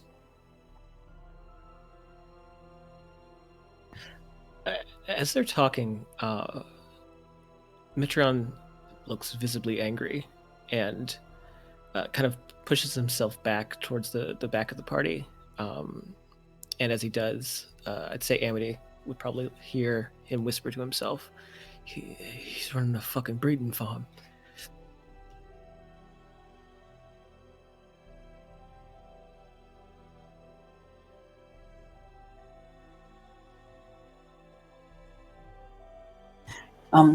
So are you're continuing to sort of let them or have them have children, even though I guess I don't know, it seemed to me that it wasn't very pleasant for them, but maybe I have the wrong idea. Oh, well, again, they insisted upon removing the imperfections they saw within their forms and the improvements they desired. It was painful at first, yes, and was not always successful. And I made clear to my my patients the risks of the procedures, but they were insistent. So I did what I could, and I have done my best to ensure that they and their family has remained comfortable to this day. All right. I admit that at first I thought things were a little creepy here, but that actually makes sense, and it's sad. I'm sorry. Of course. Well, regrets are something I can understand. You do them a great charity. Well, thank you. It is the guidance of the Morning Lord that ensures that those who follow him pursue paths as noble as they can. Yeah. Why don't we continue the tour? We've been sitting and gabbing for a while. Of course. Please, if you'll follow me, we've bothered poor Cloven long enough. Please. Yeah. As they walk, sorry, go ahead. No, go ahead. As they walk, Earthendir is going to hang back with Lillison and just kind of say in a very low voice, so, power to redo, to change their genetics to the point where stuff he grafts onto them will persist between generations. What the fuck is he? I do not know, but he is speaking of the Morning Lord an awful lot, and this sounds much more like arcane Magic. power. Yes. Yeah, I was gonna say, like, at first I took him for, a cleric or a cleric of something, but I mean, of course they can raise the dead, but not like what he implied. Which, and now all this business with him literally like changing them permanently to the point where like it changes who they are genetically. That's not something you can do. I have heard of certain, whisperings of very powerful polymorphs, but this is far beyond what I have ever learned. I think we could gain a great deal of knowledge from this if we are careful. Yeah, he kind of shakes his head, checking to make sure that the abbot's sufficiently far ahead. Yeah. Lillison kind of rubs nervously at her chest and says, I do hope that whatever is going on here has very little to do with any of us. Oh, me too. I'm thinking once we get our information and meet whoever it is he was talking about, his visitor, we go. We don't need this. We don't need to be any part of this. This may still be the safest place for Irina, but that is for her to decide. Honestly, I think if I were her, I'd prefer danger to stay in here. There are prisons there are safe houses that are prisons, and if this is where I was going to stay, then I'd walk out into the wilderness with a smile on my face, waiting for the wolves to get me. Well, we all fear rather different things, I think. True, but I do get the sense that her and I aren't quite that different in that respect. But we'll see. We'll speak to her. We'll see. Yeah. By now, you can see your compatriots have made their way out of the door outside, and you have to hurry along for a moment. You see the abbot watching you expectantly, just a quiet, serene look on his face. And you, as you watch him, eyeing you, just quietly, steadfastly, you get the sense that you're... Well, let me double check something, actually. Okay, never mind. You get the sense that you're being considered, not in a threatening manner, just... And he nods to you, smiling faintly as you make your way through the door. Yes, well, yes, the crisp outdoors. We've completed our way through the northern wing, so perhaps I shall show you briefly the eastern wing, though, of course, we shall have to ensure not to disturb the residents too much. Of course. And Well, you can introduce us to this ranger, right? Ah, yes. She may be in her chambers. We shall have to see. As you make your way out, you can see scarecrows line the abbey walls, looking outward. They wear tattered chain shirts and carry spears with rusty heads. The courtyard below, as you've seen, is blanketed with fog. As you continue on following the abbot, who makes his way across the narrow path that is linked to the edge of the curtain wall, you pass by toward the eastern end, passing one of the doors to a door all toward the southern end. He glances back toward you. Well, you had seemed so intrigued in meeting our recent guest, so if not, I suppose there's no harm in showing you inside. It is not a private room, but nonetheless, we shall see if she is at home. And with that, he raises a hand and knocks on the door. Miss Davenier, would you happen to be home? There's a pause. And then you hear the door creak open. You see, standing on the other side, a tallish woman, approaching 6 feet, with the dusky olive skin of a Vistana. She has dark black hair billowing down the sides of her hair in great puffs and curls that falls down over her shoulders, down about a quarter down her back. You can see that she wears a long, rich red overcoat lined with gold trim that descends down toward her knees, beneath it wearing a very comfortable looking set of bluish gray pantaloons and a tunic. She has, clinking at her side, a wickedly sharp-looking metal axe, next to which you see a rapier, enmeshed with it its own scabbard that goes down nearly toward the end of her ankle. She's wearing deep brown boots speckled with mud and dirt, and you can see that, interestingly, her right leg is not a leg as such, but you can see actually what seems to be a intricate contraption of gears and metallic reinforcements and pieces of bronze that have been pieced together into an artifice of biology resembling a human foot. She blinks toward the abbot, then blinks toward you. Oh, good day. I had not expected to have visitors.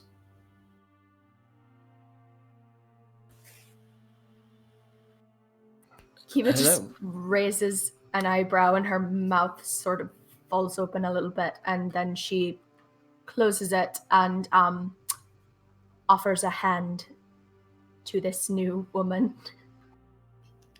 Hello. She nods toward the abbot. New guests, I presume? The abbot nods. Indeed. They have come to the abbot, much as you did. They seemed interested in meeting you. She nods. Of course. She reaches out to take Kiva's hand with a firm but slightly wary handshake. I am Esmeralda. It is a pleasure to see other new faces in here. One does not get the chance to do so in the Abbey quite often. Might I ask your name? Kiva, and these are my traveling companions.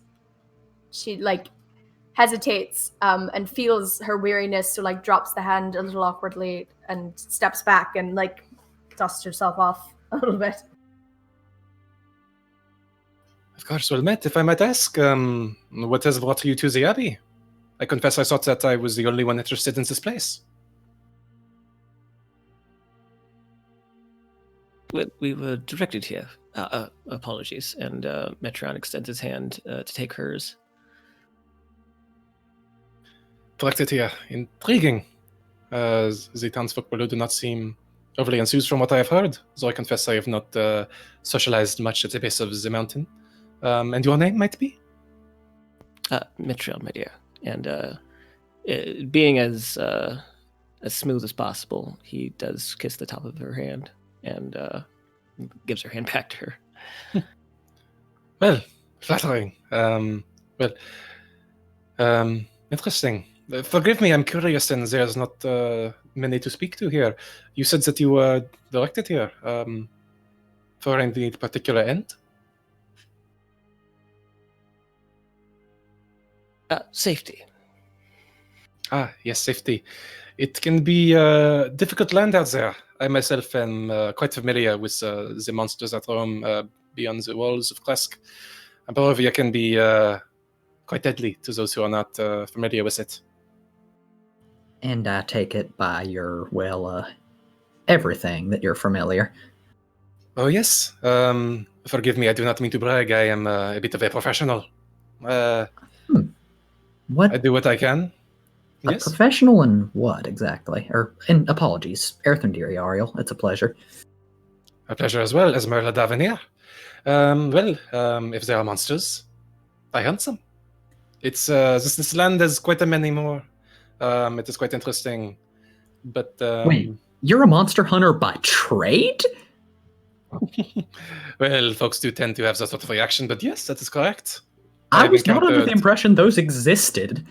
Oh, they are quite rare, but my mentor was quite good in tutoring me, and I have done my best to carry on the torch. There are not many of us, but Barovia is quite rich with things that go bump in the night. Yes, werewolves, undead. Yeah, we've run into a few. That's incredible. Goodness gracious. Well, it's an honor. My Of lady, course. are you? How do you operate here as a self-professed monster hunter within a realm overseen by a monster? Overseen by a monster, I presume you refer to Strahd von Zarevich? I try not to say his name too much. Interesting. Might I suppose you do seem to be outsiders, and I have heard some interesting things. Would I be remiss in guessing that you mentioned you had come here seeking safety? Might I suppose that you had sought safety from the devil of Castle Ravenloft? Yeah, but if he commissions stuff from the abbot, My dear, please. Dear Abbot, if you would not mind, would you grant my new friends and I some moments of privacy, please? I would love to learn more about potential guests that I may join my presence with. They seem delightful. The Abbot regards her for a moment and then nods. Of course, we were in the midst of a tour, but I would not mind waiting here for a time. I understand that you may have strange interests in what may occur in certain places, but I would not mind at all. Thank you. Yeah, no, it's just such a wonder to meet someone who's in that particular profession. I've just got some questions, but of course we'll be considerate of your time as well. You've been so gracious. Of course. I don't mind waiting. I have Vasilka to attend to, but she can wait in time. I would not look to be rude. Please, take all the time you need. Excuse me. And Lillison gives a smile to Esmeralda, and she says, My name is Lillison. I would like to take this opportunity to have a private word with the abbot as well. I'll rejoin you shortly. But of course. Esmeralda doesn't invite you inside, but she just step inside and look at you expectantly. Kiva gives. Kiva gives. You can see a small smirk playing across her face. Kiva gives Metreon a look when she says that Lillison wants to have a private chat, and then just trips over her own fucking feet to follow Esmeralda. Metron does the same on both counts. Yes. Erthrindir regards all this with a bit of an amusement and then turns to Lillison and nods as if to say, good luck. And then he'll follow them inside. She nods back to him and smiles. Okay. Esmeralda gives a nod of approval with each one that passes through, giving Lillison a somewhat quizzical look before nodding and closing the door. And as you are taken away into Esmeralda's chamber, that is where we will take our break for now.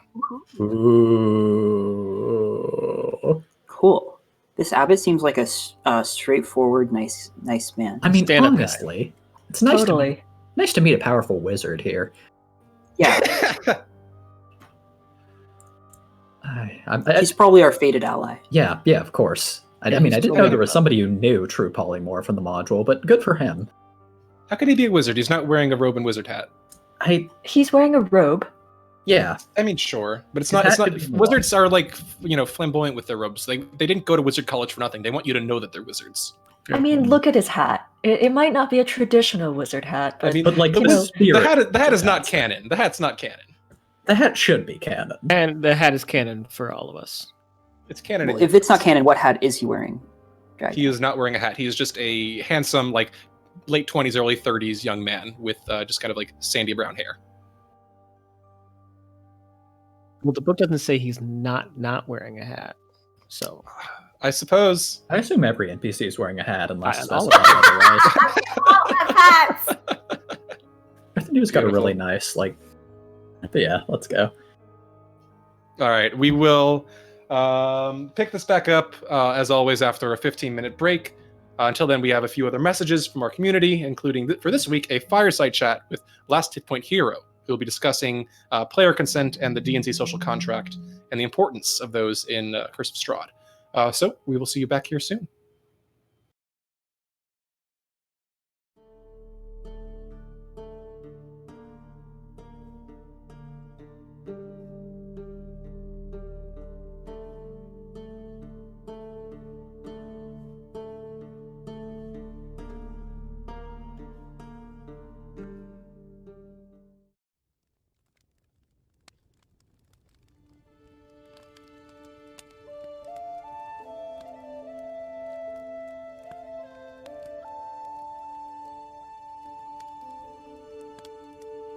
Welcome to Fireside Chat, a short interlude with weekly features where I, your host Job Lucas, will be showcasing and interviewing prominent D&D creators. This week, we are talking to Last Hit Point Hero, a dungeon master at TPK Roleplay with 20 plus years of DMing experience, about player consent and the social contract of D&D. Curse of Strahd is, of course, a horror module. Horror can mean different things to different people. How do you get players on the same page about the kind of horror campaign you want plan to run? One of the big things that we did when we started this was at the session 0, we talked a lot about what kind of scares we wanted, how we wanted to interact with the horror elements, what things were scary to us, what things weren't. And that was just a huge part of what we wanted to accomplish. So that session 0 was vital. It's kind of like going to watch a horror movie. There's some horror movies people like to watch, and there's some they don't. And if you don't like Saw horror movies, you don't go to watch Saw horror movies. We did the same thing, except at the tabletop. Player consent is hugely important when running a game, especially when certain triggers or sensitive subjects are likely to come up. How do you make sure your campaign avoids crossing any lines? The biggest things that we do is, with the consent element in place, is I keep an eye on if my players are sharing the X cards. So we have X cards in place, times when they can get my attention, and I will immediately shift the scene. And that entire thing is fueled by respect for each other. It's my respect for the players, it's the players' respect for each other, because they know which lines not to cross. And that mutual respect and that desire for us all to have fun together is what ensures we don't cross lines. It involves a lot of prep work to make sure that as I go through the module, if there's pieces that need changed, that I do the changing that needs done. There's also a little story that goes with this one, because there has been a time where a line was crossed. This situation played out at the windmill, and I'm sure if anyone is listening to a podcast about Curse of Strahd, they are aware of the contents of the module. But due to the lines and veils of our group, I had to drastically change the way the windmill worked and what was going on in the windmill. Even though fairy tales are full of the eating of children stuff, it just was not something that we wanted to do. So made a change where basically the happiness of the children was being taken away and put into the pies rather than the children themselves. And even with that change, the language I reverted to and the decisions by the players kind of took me by surprise. And instead of going to my prepared material, I defaulted to the written in a couple places. And the places where I defaulted to the written crossed a line. And so I got a ping in Discord, which I always have open when we play, took a look at it, saw what was going on, immediately cut the scene and moved away from it to a different scene to figure out what to do. And when we came back, I had changed that narrative completely in a way that ensured everyone was still having fun. And that's a big part of avoiding crossing any lines, is respecting each other, being aware of when that happens and dealing with it right away. So that's a huge part of what we did as a group and continue to do as a group. And it's an incident that's only happened a single time in, I think, 9 months of playing, and we're getting ready for session 18. So even though that itself might have been a bit of a failure to adhere to everything, it overall has been very successful, and we've had a wonderful game. Could you tell me a little bit more about those cards you mentioned? Yes. So for us, the X card is a ping in Discord. Usually we don't carry on conversations in Discord, and when I'm playing, I'll have it minimized and I'll get that little red circle. Unfortunately, I'm in a position where I don't get bombarded with messages from different Discord groups. So if that comes up, I can open it, take a look, see what's going on, and if it is related to the game and the situation in the game, I can address it right away. So that's the form the X card takes for us. There's other X cards that other groups could use, even making an X on screen. There's even, if someone is looking uncomfortable, I might reach out to them through DMs in Discord and say, hey, is everything all right? Is this a good, enjoyable reaction, or is this bothering you? And that's the way that we address those lines when they come up in game. Horror campaigns can be tense, quite often leaving players with anxiety or stress. How do you help your players enjoy themselves and unwind after a particularly high-tension session? The big thing we do is something that has become a signature of every game. At the end of our game, instead of just ending, we continue to interact with each other on stream. There's no real name for it. I kind of call it the questions, comments, concerns, conundrums, and qualms. Essentially what we did is we built in a mechanism for addressing what happened in the game. Things that went well, things that went poorly, things that we wish happened, things that we wish didn't happen. And with that mechanism in place by default, it gives people a way to address all of this without feeling as anxious about it, like they're bringing up a problem or they're bringing up something that's troublesome. Well, no, that's what this part is for. That's what this element is for. And we do that on stream for a reason. We want to exemplify a healthy game where we can all play together, have fun together, and then afterwards stop and talk about it so that we can unwind, have, aftercare if it's needed, or just, have great conversation if it's warranted. It's like watching a movie with friends. If you watch a movie with friends and then don't drive home together or don't talk to each other afterwards, it's just kind of over. But sometimes it's those after moments where you talk about what happened, where you interact with each other and the plot, that you have just as much fun as the game itself. And that's what we do on stream, is we have that wind down, that decompression, to talk about the situations, to talk about the events of the game. And also, because it's a live streamed game, we interact with the audience as well. So members of the audience will ask questions that they're curious about, or, what was your character thinking when that character did this? And we're really open and talk about it, and it makes the entire game even more fun. So that's the big unwind after high tension sessions, is something that's a part of every session. Something where we have built in the mechanics of our stream to address all of that. And it's been really enjoyable. And sometimes those talks are 15 minutes long, sometimes they're a half hour. But every time, I at least, and the players, and I hope the audience too, get something extra out of it. Session 0 has become quite a big topic, along with the idea of a social contract, so to speak, that dungeon masters and players enter when playing D&D. What is your view of this social contract, and how can dungeon masters and players use Session 0 to create a fulfilling and healthy table? Session 0, the social contract, the goal of playing any tabletop role-playing game, is something that's really important to me. I mean, the reason that we're playing these games together is to have fun together. That's the purpose. And if at any point someone is not having fun, then we are failing at the purpose of that game. If we're not all having fun together, then we're not all having fun together. I mean, it's a situation where all of us want to have a good time because we're friends, because that's the purpose of the game. So when it comes to the social contract, this idea that we are all in this together, that's really important to me. That's what makes the game fun. It doesn't really matter what game you're playing. If you have the opportunity to act against other players, you have to have a mutual sense of enjoyment, or somebody just doesn't have fun. An example in the board game world would be the Settlers of Catan. And the Settlers of Catan, you can choose to not trade with someone. You can choose to intentionally stick them in a corner, and the entire group can do that. And if you do, then that one person doesn't have fun. Now, for a game like Settlers of Catan, it's one thing because somebody's trying to win. But with a tabletop role-playing game, whether it's Dungeons & Dragons or some other system, you want to have fun together. You want everyone to have fun. So the social contract is interacting in a way that allows everyone to have fun, where you are intentionally trying to encourage the fun of your friends.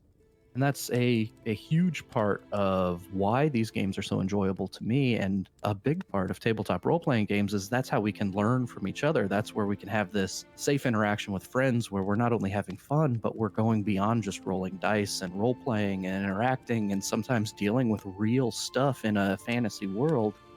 And that's all fantastic. That's what makes these games so great. But it's also what makes it so very important that you don't have someone with just that throwaway line, well, that's what my character would do. Okay, that's what your character would do. Well, our characters would kick you out of the group. I mean, that's just the way it works. So the social contract is everyone being aware that everyone's trying to have fun and everyone trying to help everyone have fun.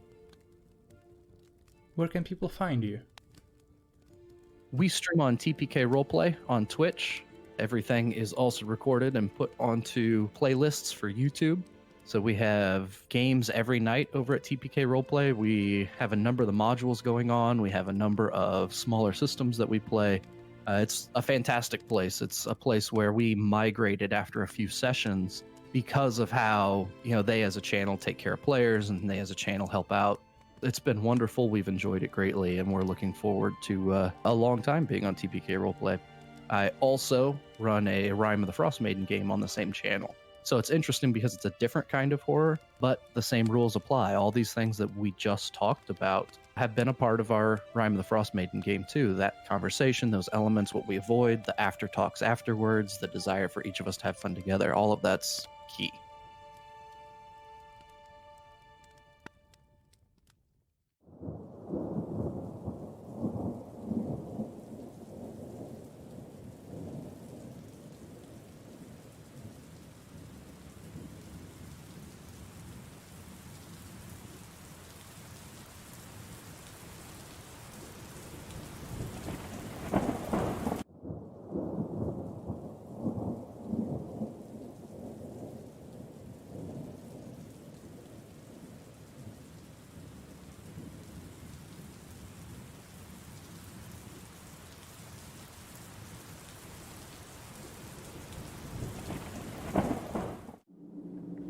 My friends, it is I, Count Strahd von Zarovich, and I bid thee listen. The Guild of the Black Crow have produced over 5 hours of ambient sound design for my most beautiful and ancient land. As used by Twice Bitten, these ambient backgrounds include my most private and intimate of letters, as well as bonus tracks not found in the Dungeon Master's Handbook. So, hear me now. I guarantee you safe passage to their camp. Support them, and perhaps we shall meet sooner than you think.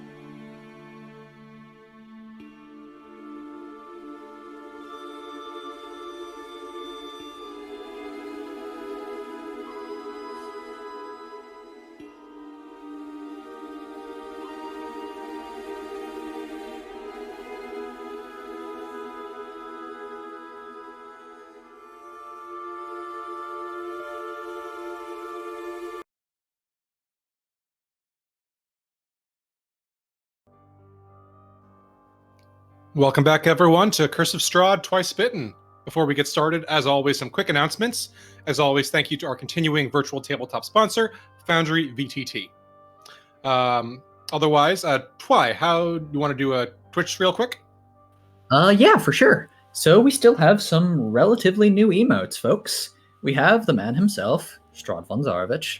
We have Morgantha, and we have our resident Kevin McAllister, Doru. Now, if you want these lovely emotes... Oh my god, it's the same fucking face. I just realized that. Yeah, that is, yeah. You stole Father Donovich's aftershave? Yes. And if you want to steal Father Donovich's aftershave, you can subscribe, either with money or with Amazon Prime, because odds are if you have Amazon Prime, you have a Twitch Prime sub lying around.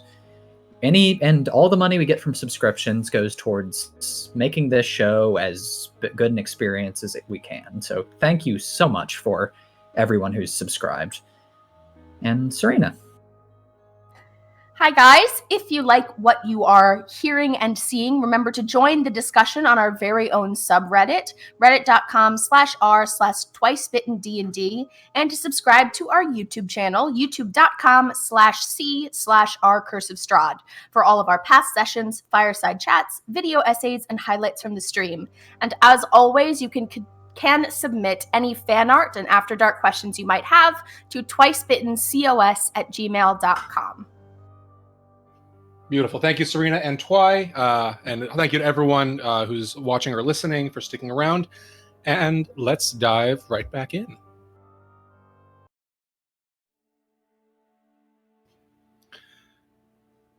As you enter the chamber with Esmeralda, leaving Lillison and the abbot outside, standing upon the edge of the curtain wall, you find yourselves in a new chamber, somewhat darker than the exterior. You can see bunk beds that have disintegrated with age lying in heaps along the walls of this moldy 30-foot square room. Esmeralda herself watches each of you enter as the door closes and nods. All right, well, that's one good thing tacked off. So, now that we are in privity, yes, some privacy, without certain listeners, why have you come to the Abbey? And what are you looking to do here? Or I should ask, what were you hoping to do here? It's very much past tense at this point. We were hoping for privacy and safety. It appears that while we might find safety here, I don't think we're going to find anything else we're looking for, because he just kind of gestures vaguely in the direction where the abbot was last standing. He can be eccentric is perhaps too slight of a word, perhaps quite an utterly off his rocker, I should think. My lady, do you have any? Was it? Yes. How has his temperament been? What with you not having gills or a tail or mismatched eyes? Has he tried to pressure you into anything, or has he just left you alone? Oh, not at all. He has been quite a gentleman. He has not been untoward in any way, but he is, I assure you, quite and completely insane. He is, fortunately, it seems to be that whatever drives him is quite self-contained. He is singularly focused upon his belief that this basilica is the key to... he believes that Zarevich suffers some sort of illness. I think it is an interesting perspective, not one I think myself I entirely agree with. Earthendeer is going to... He's pretty sure he knows this, but just for his own edification, he's going to look. By the make of her weapons and other such things, she very much looks like none of what she's wearing could be found in Barovia, right? I mean, you've seen similarly colorful clothes on Vistani, but the weapons she bears certainly are one or two cuts above what you've seen even, Vistani guards wearing. Actually, as she turns, you see, there seems to be something in a hilt below her coat that you hadn't quite seen. You see a flash of silver, what seems to be a short sword in a scabbard there. He nods. Well, and while we're kind of putting away with pretenses, you're from the outside, right? Well, that is a bit of a strange question to answer. I am Vistani, so one could not say entirely that I am from out here, but I could not entirely say that I come from here either. I have been many places. Barovia is where I have come for the greatest hunt. You've been able to... So it is true that the Vistani can leave and come and go as they please, but you just chose to leave for a much longer period of time. Well, Barovia is not my people's home. No, not at all. It is a place that some of us have chosen to reside. I do not entirely look favorable upon them. You see, yes, Vistani, our world is much greater than the foggy hemispheres of Barovia. But some time ago, some of my folk did decide to settle here. Their motives perhaps are suspect. But I had been to Barovia once or twice, just simply passing through as a child. But it has been many years since I've been here. So when you say you're here for the greatest hunt, am I to assume that you're also looking to end Strahd's reign? The way that you put also looking makes me think that you might be interested in something of the sort yourself. Oh yes, I want his head on a stick. Oh, wonderful. So you might have some... You might ensure that they had it separated first. Vampires can be extremely difficult. Oh no, I'll do whatever it takes at this point. Amity looks sort of tense. Do you mind if I maybe verify some things that you've been saying? Verify? Well, I am... If you would like me to answer any questions, I can do what I can. You seem interesting folk, and, well, you passed through my threshold uninvited, so you do not seem to be vampires. By the looks of you, you are too hale and hearty to be whites, and, well, far too substantial to be race. So go ahead. Ask away. All right. Well, it's just that there's this classic story about Pinocchio where wherever he lies, his nose gets longer, and and Amity casts the spell Zone of Truth. Ooh. Nice! Esmeralda doesn't flinch as you cast it, though she keeps a very watchful eye on you. As you do, she says, I am assuming that your intentions were good, but I would ask you politely, it is quite rude to cast magic upon another without first asking. She has to make a saving throw of some sort, right? Yeah, and she has to make it every single turn. So basically, after like a minute or so, she's definitely failing. All right, let me just see what she does right away.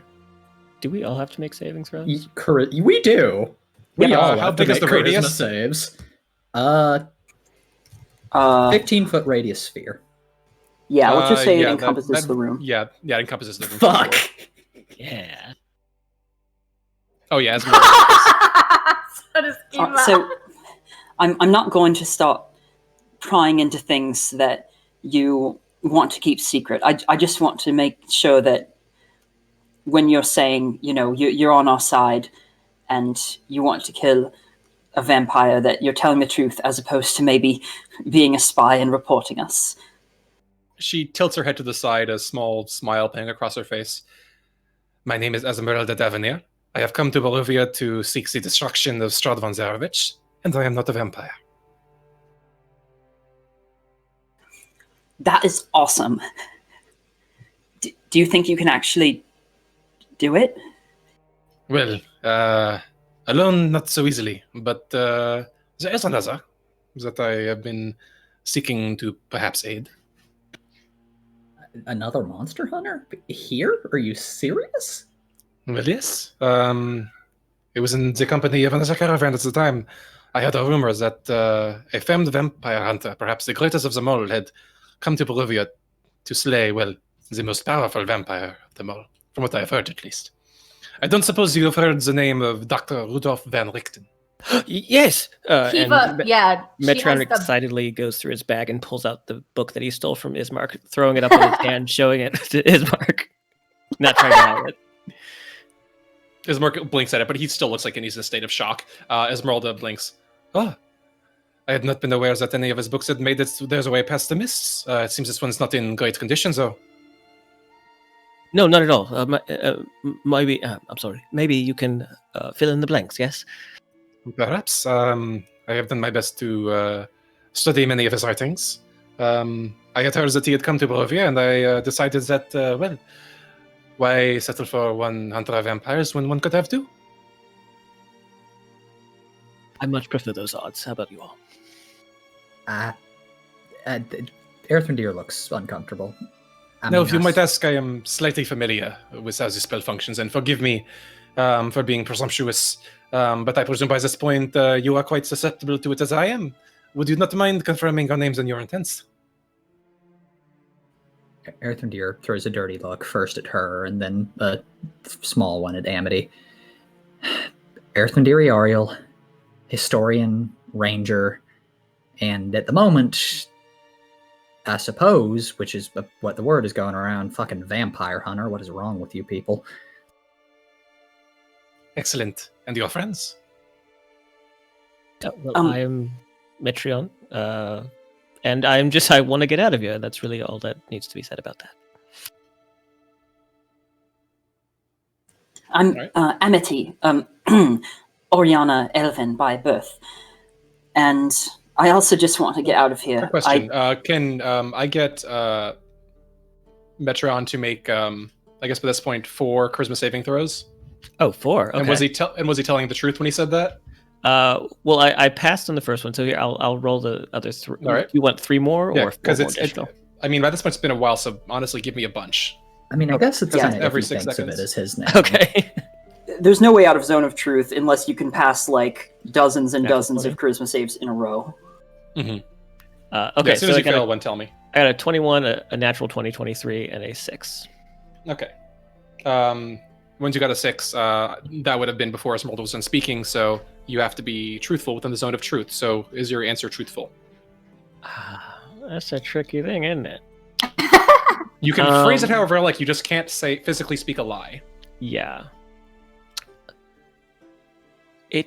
So I'll rescind what I said, and I will reply.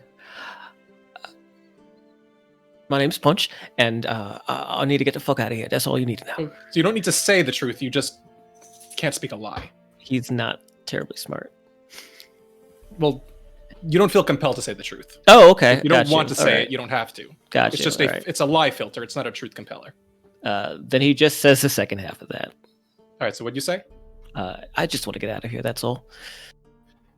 Interesting. And could you confirm your name for me? I'm called Metreon. Very good, Metreon. And you said your name was Kiva, is that it? Kiva Sirlai. Like I said, I want Strahd dead. That's about it. Very good. If I could Well- press a button that killed Strahd, I would press it, but I'm not sure I'm confident enough to actually try to do it with my own hands. I hit him with my sword once. It healed right away, but he can't be hit, so... Now that is good to know. Impressive that you've survived combat with him. He finds me interesting, I think. So, I guess I'm alive as long as that remains the case.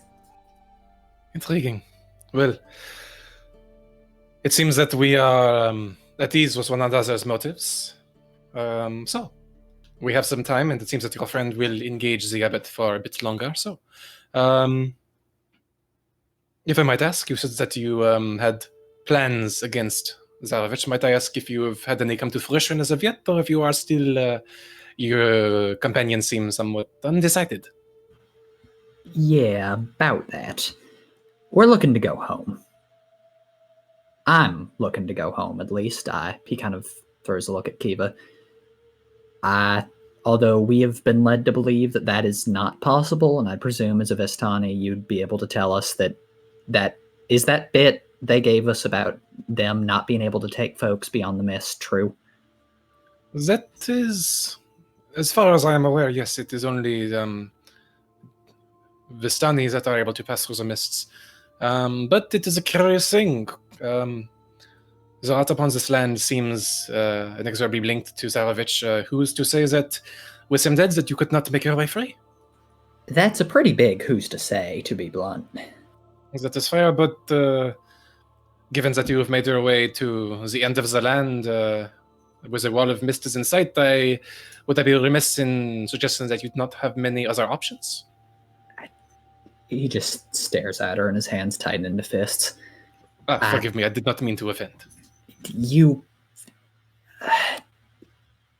We are not monster hunters. These people, we're not fighters. We're barely magicians. We're just folks.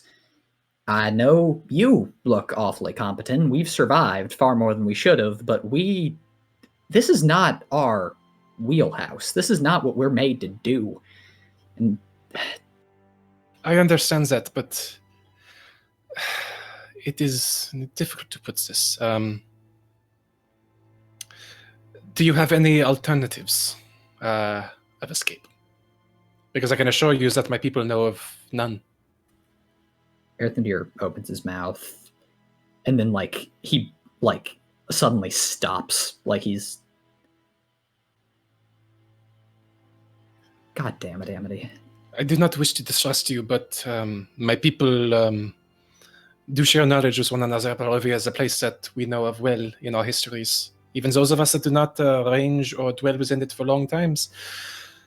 It is known among those in the mists, those of Zivistana, that, well, once within Barovia, once someone has passed through its mists, there is no escape. So long as...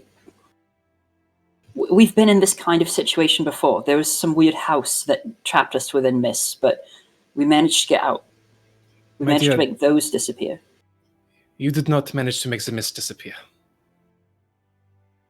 The mists of Barovia, they have a sovereign, and he dwells in Castle Ravenloft.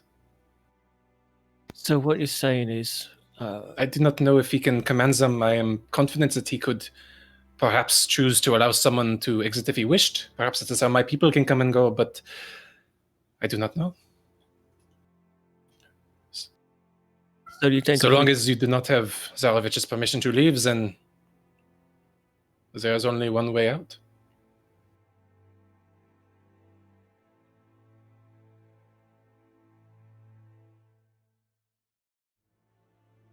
So you're a monster hunter, and you've worked with this Fenricton, and you must know more than we do about what it takes to end him permanently. She flashes her teeth in a way of speaking. I have some experiences working professionally, and I would be more than glad to share what resources I have with any that I might join with, but your companions do seem somewhat reluctant, but I would ask... if you do seem interested in taking Zarovich down, as I mentioned, 2 is better than 1, and I count more than 2 here. If you are interested in such a goal, I would be more than glad to join forces. But yes, 100%. Are your companions so... I appreciate your interest. Are your companions so interested as well?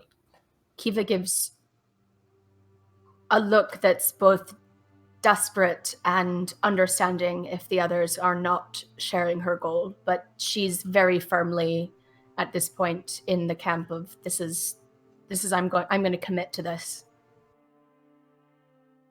If you think that you can actually do it, I mean, I'm not sure how much help I would be. As I said, if I could just push a lever that killed him, I would, but it seems like a really bad idea to try to fight him otherwise. If you think you can kill him, then I'll put all my faith behind you. Esmeralda looks thoughtful. Well, it seems that some of you are interested and others not so much, but me, myself, I have not been at a loss in my beliefs that this is something that must be done, but if you are so unsure about what may be possible or what may not be, there are ways of seeing what may yet be. What are you... what are you talking about? Well, I do not know if you are aware, but there are some among the Vistani that are blessed with or trained with prescience. There are great fortune tellers among my people, but even among them, none compare to the woman known as Madame Eva. Wait, genuine prescience? Like, you've seen it. You've seen this. You know it to be accurate. Madame Eva's prowess is known far and wide amongst my people. If knowledge of the future is what you seek, if you seek to know whether Zaravich's destruction is within your grasp, if it is a fate that lies in your future, then Madame Eva can share it. Is there something special about this place, Barovia? Because ever since I've come here, I've sometimes had these weird prophetic dreams. She looks thoughtful. Interesting. I would not know myself. I have some minor experience with fortune-telling, not to compare to Madame Eva, but I am somewhat experienced with the Taroka. As for dreams, not personally, but Barovia is a strange place. Spirits tend to dwell here, and Eva chose it for a reason. Perhaps it lends itself well, the dead air here, to memories and visions. So you could do this. You could tell us what to do, and we could see if this will work. Well, I could certainly try, but if you are looking for the best of the best, Madame Eva, I would recommend as your first stop. She just so happens to reside in Barovia herself. Look, Where? you seem more than capable yourself. Oh, well, thank you, but unfortunately, I do not have my my tarot with me at the moment. Well, while we're pissing away here, then why don't we just wrap it up here? Let's go back. Go back where? Where is this Go Eva? find it. She said it. She said you say She Barovia, lives right? at yes, she dwells at an encampment by Seapul. It is a little ways outside of the village of Barovia. So we go there. We get this reading, and then we know for sure.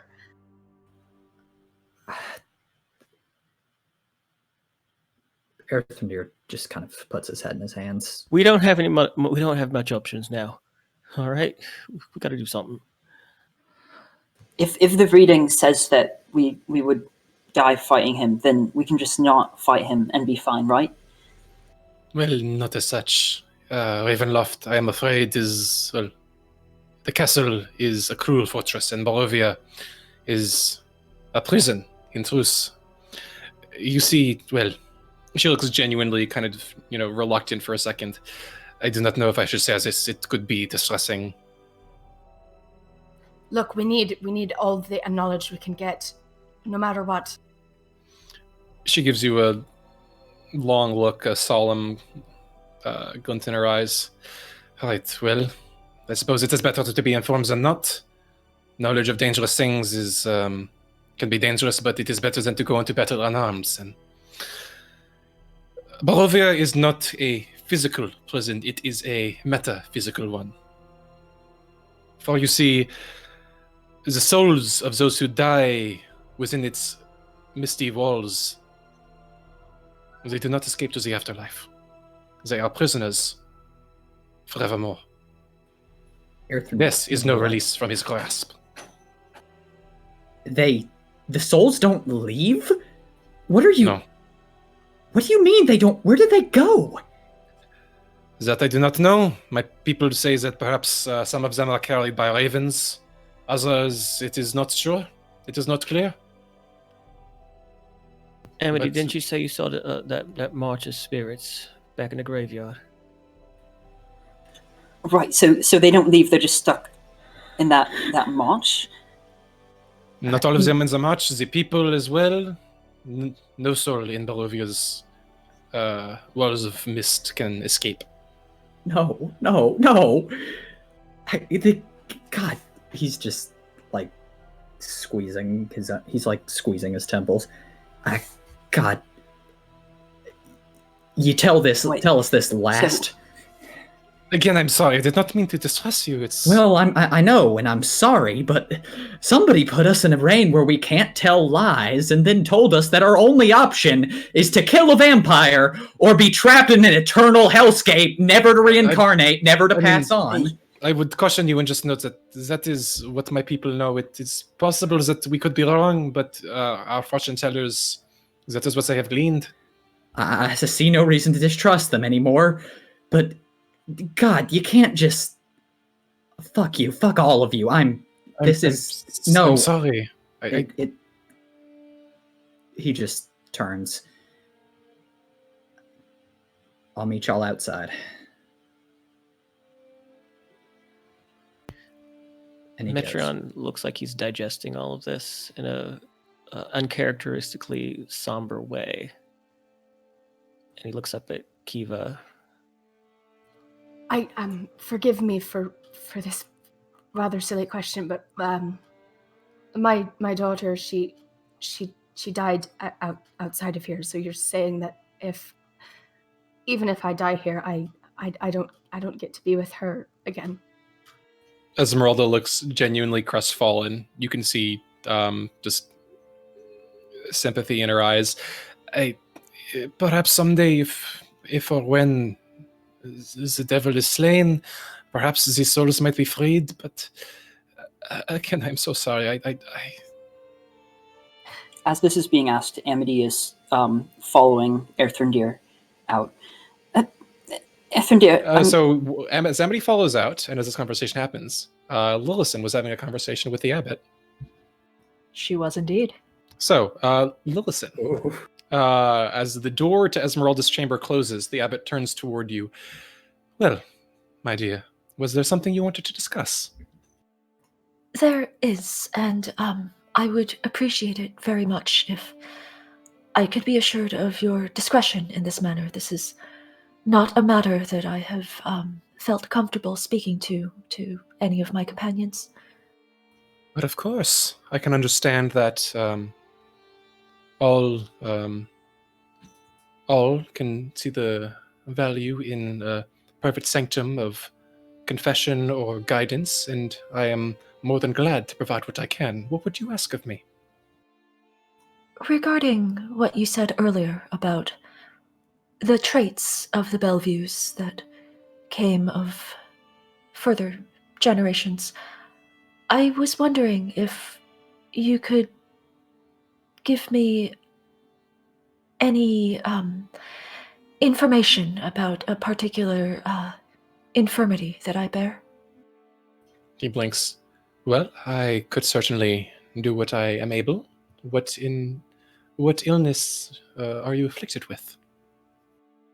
Lillison reaches up and starts undoing the fastenings of her tunic, and holding the top part, still closed to preserve her modesty.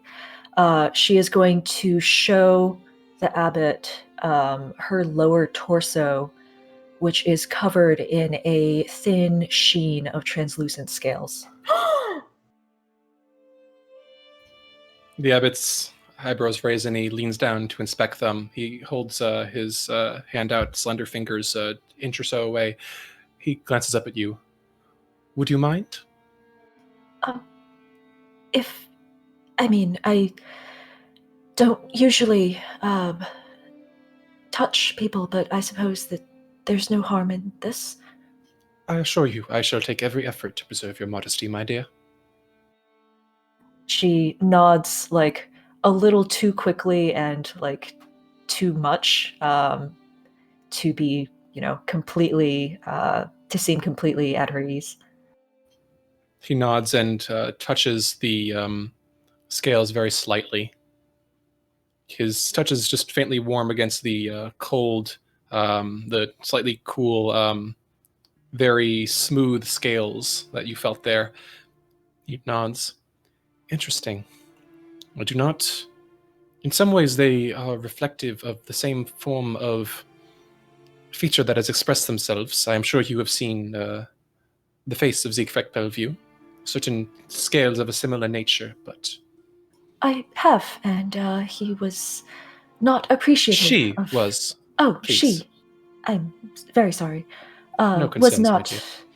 Well, I fear that I might have made myself rather unwelcome. He pulls away, letting his hand fall, and nods to you in case you'd like to drop the tunic. She does so.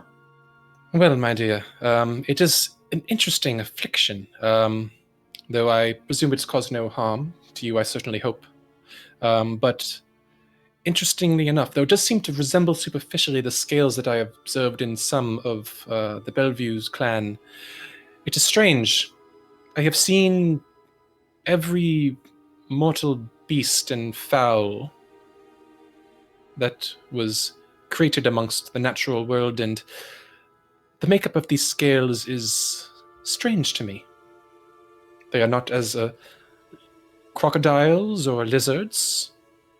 They do not even resemble nature of a saurian kind, which I understand to be dwelling in certain corners of the world. These are older scales. Lillison's shoulders had started drooping when he started talking, but when he says the word older, she looks up sharply. What do you mean by older? Well, I am, as I have mentioned, a healer, not a scholar myself, though I have been furnished with certain knowledge. But there are things that I have seen in the time that I have existed, and these scales are quite reminiscent. For an entity as old as I, one sees a great many things with these eyes, and the scales you bear are quite evocative to me of a time when when I observed a certain creature, ancient and mighty, of impressive stature, certainly. Unfortunately, at the time, we were ill indisposed toward one another. I see, and I'm sorry if this is impolite, but when you say somebody as old as you are, on what scale are we speaking? He looks thoughtful. I am afraid that perhaps the sands of time are strange to me. I know that creatures such as yourself count them, each grain as best they can, but it can be a bit difficult. Suffice it to say that in my understanding, the devil that many fear so greatly is quite young to me. I see. And this creature that you speak of as well? Yes, at the time I was but one of many of a host sent to destroy it. It had taken up residence in a bit of a woodland mire close by to a rather helpless village. The village at the time was sacred to the Morning Lord, and it was our effort to cleanse the place of this beast's presence. Of course, those of Tiamat's kin are mighty indeed. She was a fearsome foe, and fought well before she died. Does Lillison know the name Tiamat? Make a religion check. The DC is very low. Ooh.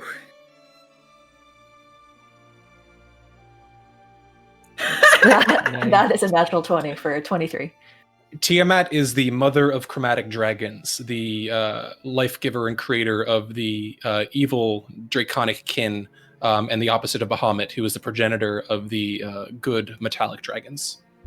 Among these is, among her kin are black dragons, red dragons, green dragons, blue dragons, and white dragons. Lillison's eyes widen and she touches her torso for a moment before quickly buttoning her tunic up over it again. I must say it is quite fascinating. I cannot be sure in my diagnosis, but it is what I am most reminded of. Well, this is certainly not what I expected, but thank you so much for your expertise. But of course, as I have said, the inspections of the mortal flesh and the diagnoses of the afflictions that it may suffer thereof are my speciality. So I am heartened to hear that my advice and insight may be able to bring some comfort or at least knowledge to you. Lillison curtsies very, very deeply to the abbot.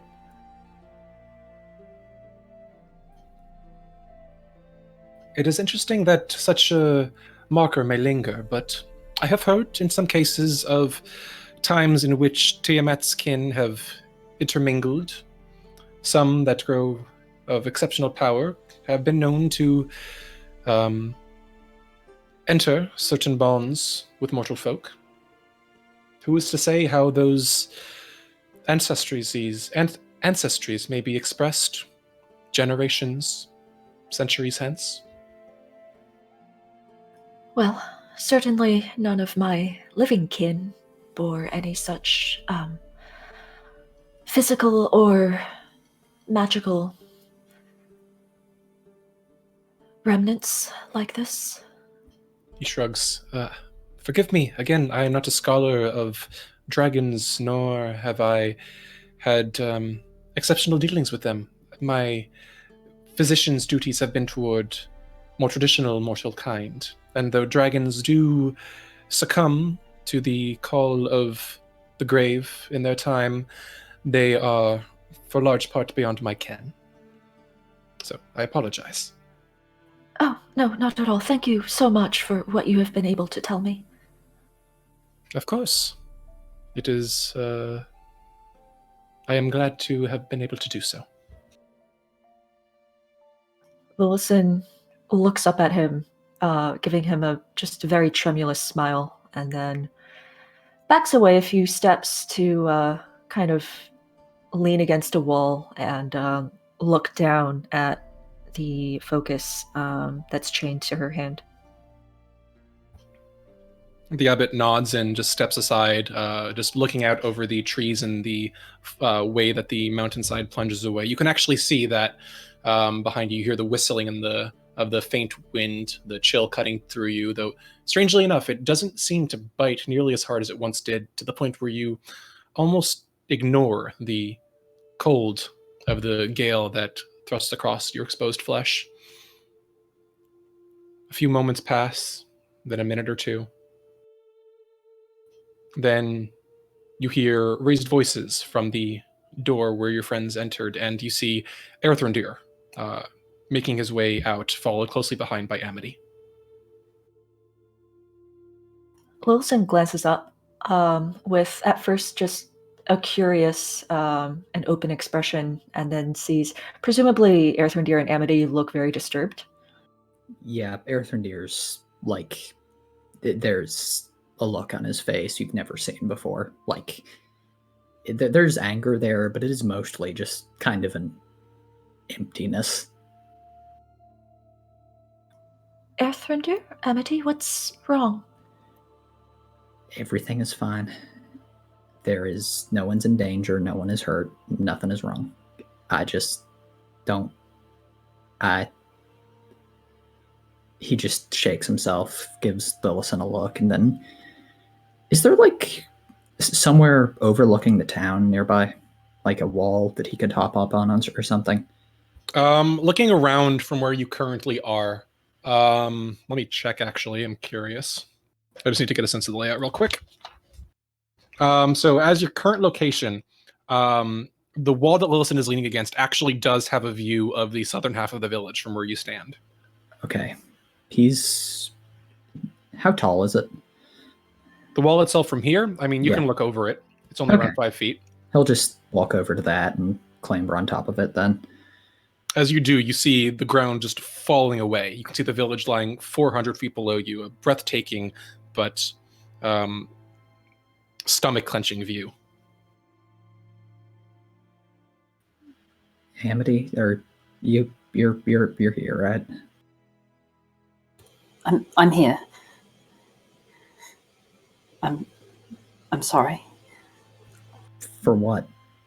Because if you've got an answer, that's good, but if not, then I don't want you to say that you're sorry for making me angry. That's not something you should ever have to say. I didn't mean for something that I'd done. Although I guess you seemed irritated about having to tell the truth. I meant sorry. Like telling someone, sorry, your house burned down. He kind of accepts this with a nod. Thank you.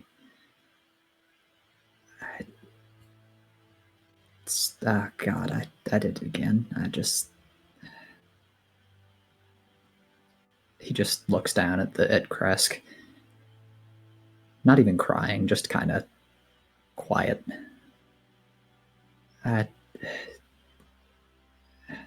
God, this must look very strange to everybody. Maybe even everybody except Kiva, at least. I don't know how much she's attuned to that sort of thing.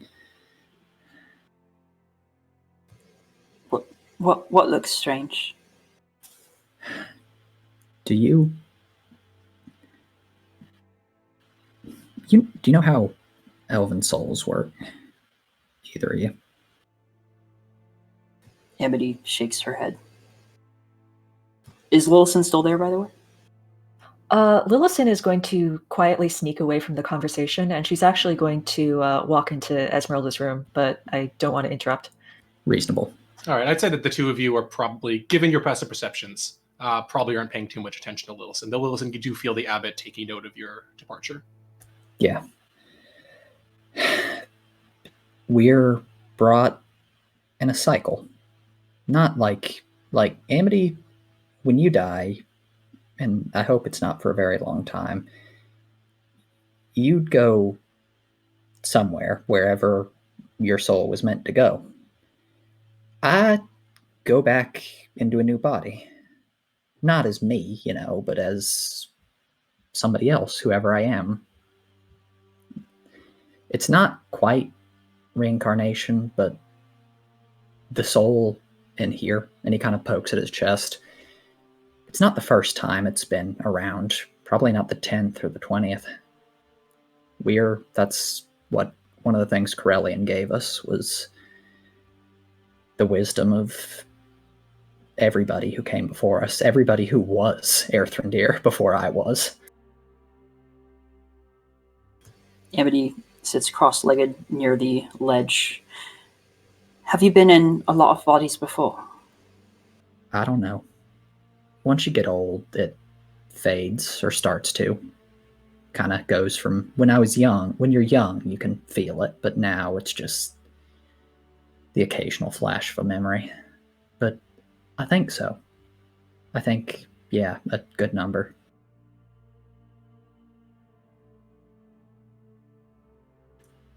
And now that just stops.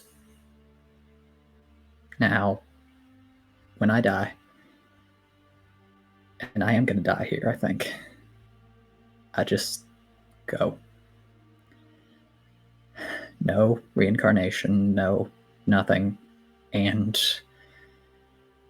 when that happens, everything that is left of my family, my people, my home, we're gone. I could have hoped that maybe somebody would be reincarnated who had a passion, who had a remnant of my passion for history or my need to make sure that shit isn't forgotten. But if I go, there's nobody else. We just die. We just fucking die.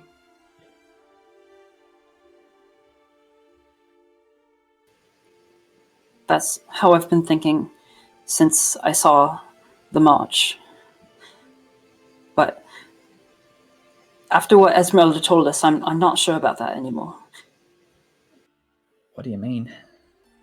I mean, if she's right that Strahd is the sovereign of the mist, then there might be some heroic adventurer, maybe even her, who manages to take him down and get rid of it. Even if it takes 1,000 years or 10,000 years for that to happen, and even if we're both marching together that whole time, then, well, at that point we'd be free. I think 10,000 years is going to be a little too late. I can't wait that long, Amity. I can't. I can't do this. I can't. The way y'all were talking, the way they were all talking. What if my options are, our options are, to join this woman's madcap quest to fucking kill the person who knocked me unconscious with a press of his teeth to my neck. Or be lost forever. I can't do that. I'm not. If that's the choice I make, that they're gonna make me make, then he's just kind of at a loss for words at this point. I'm not. I don't. I just.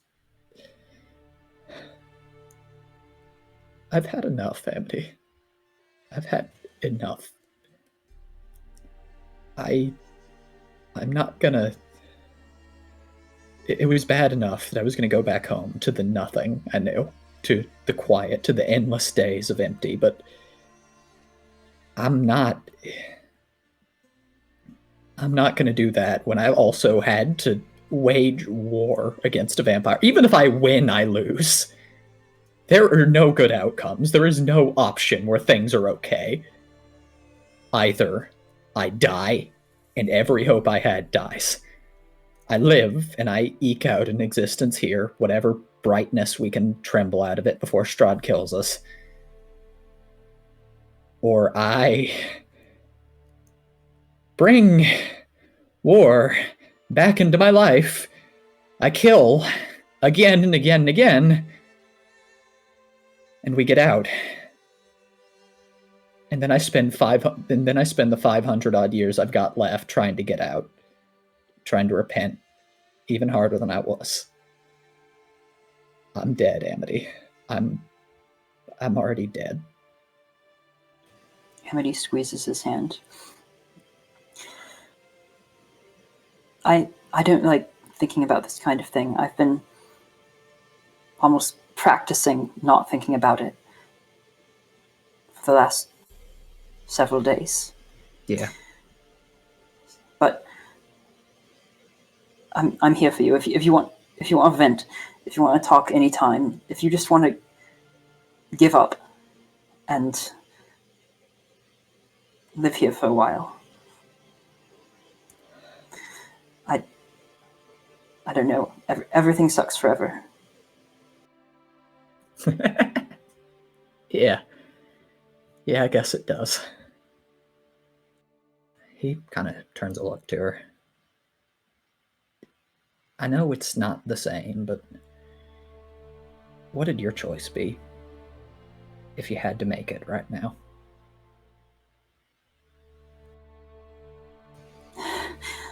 I know that one of the options you listed was, in fact, killing the vampire and getting out of here. If I'm allowed to choose that one, well, things aren't so bad.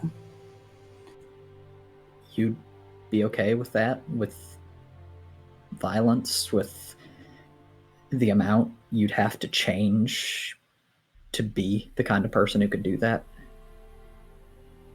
I'm not trying to talk you out of it. I need to know.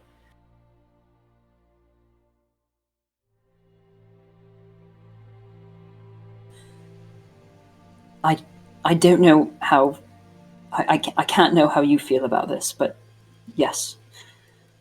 If that's the best choice I have, then I'm taking it. You'd be okay with doing that? With honing your magic to do that? Honing your skills, honing what you've had to kill, to be what you'd need to be to kill him?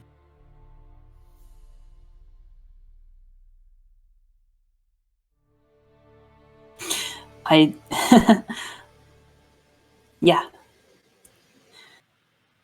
Huh. He turns to look at her, and there's like just a wondering, like, odd look in his eyes. I'm not saying I'm happy about it. But just you putting that option on the table, it feels like cheating that I get to choose it. Yeah, I mean, I suppose the option where we live and get out of here is, of course it's better. How would it not be? It really is that simple, huh? I don't know if it's that simple. I mean, if it was that simple, we'd just walk up into the castle, do a quick stab. Yeah. that's believe me, that's not what I've been worrying about. Oh, me neither. Alright. He takes a long breath and looks out at Krusk. And then kind of looks at Amity. You are an extraordinary woman, you know that?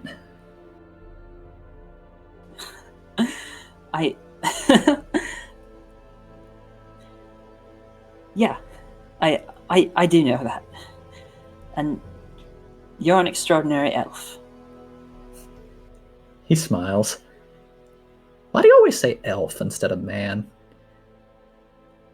I guess I know a lot more men than I know elves. So for me, the coolest thing about you is that you're an elf, I guess. Like, you just told me a lot of things about how elven souls work. But no, you're also an extraordinary man. Oh, he kind of blinks. I mean, I guess. Like, I'd probably... Huh. Well, in that case, you are an extraordinary storyteller, friend, and, girlfriend.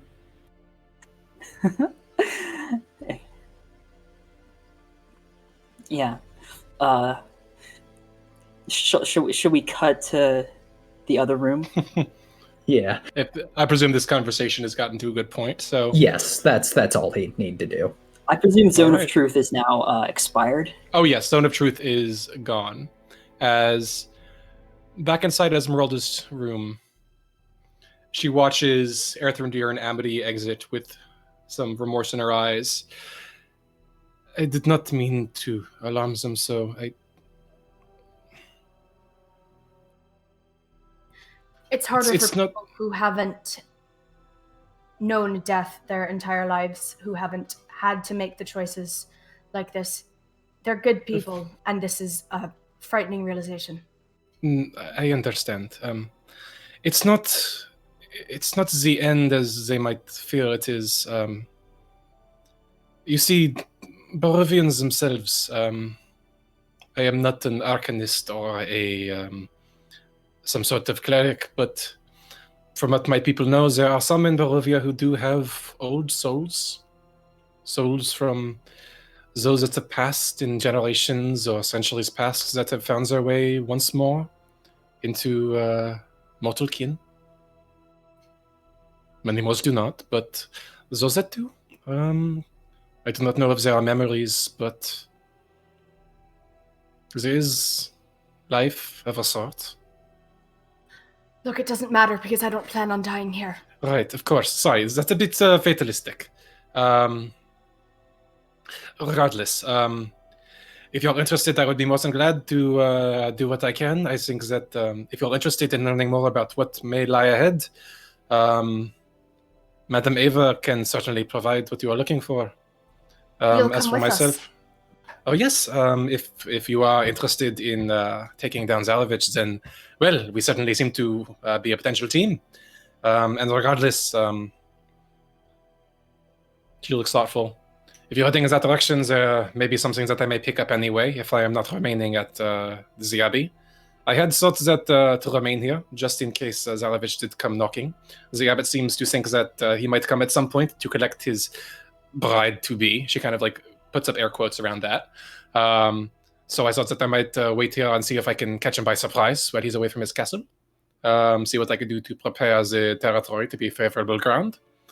But if we are heading away, then I think that might not be a bad idea to, if you wouldn't mind perhaps making a stop along the way. I'll go wherever you go. You seem to have a good head on your shoulders, and you know the way to Ava, so... Well, thank you. So, Seapool, I'm sure it's not overly difficult to find if you've been close to Barovia, and there's a crossroads, I'm told, that has signs that point the way. But as for myself, I just need to make a quick stop. There is a wagon of mine that I left there. Had some items of mine. I had made my way there in the first place looking for Dr. Van Richten. I thought that I might find him at that point. But I was not able to locate him. But my wagon is still there.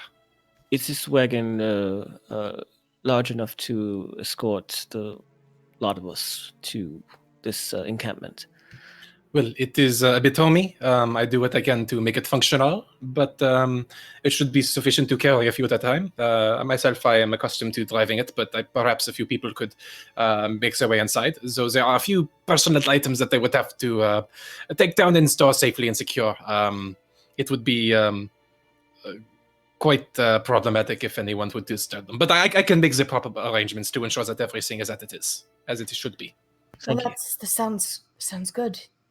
Thank you. It's thrilling to find someone who shares a goal. So, well, I'm glad to do what I can. It is interesting to me as well. And Truth be told, I'm curious to know if he has returned. This is the last time I visited the place where I left my wagon. I had heard that there might be some. It seemed like the sort of place he might use as some sort of base of operations. But I didn't see him himself, but I did find some of his belongings, which leads me to suspect that Van Richten may have paid the site a visit. So it will be interesting. Do you think he'll Yes? come with us too, if we Well, find him there? Perhaps. He tends to be something of a solitary hunter. He is quite legendary, but I did come here in the hopes of joining forces, so who knows? We can certainly make an effort. We should just have to see if he has returned to his old tower or not. Kiva looks to Irina and Ismark, who presumably haven't left the room, correct? They have not, no.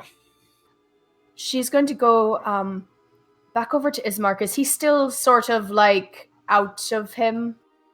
A little bit. He seems to be like following the conversation, but like in the kind of way that like.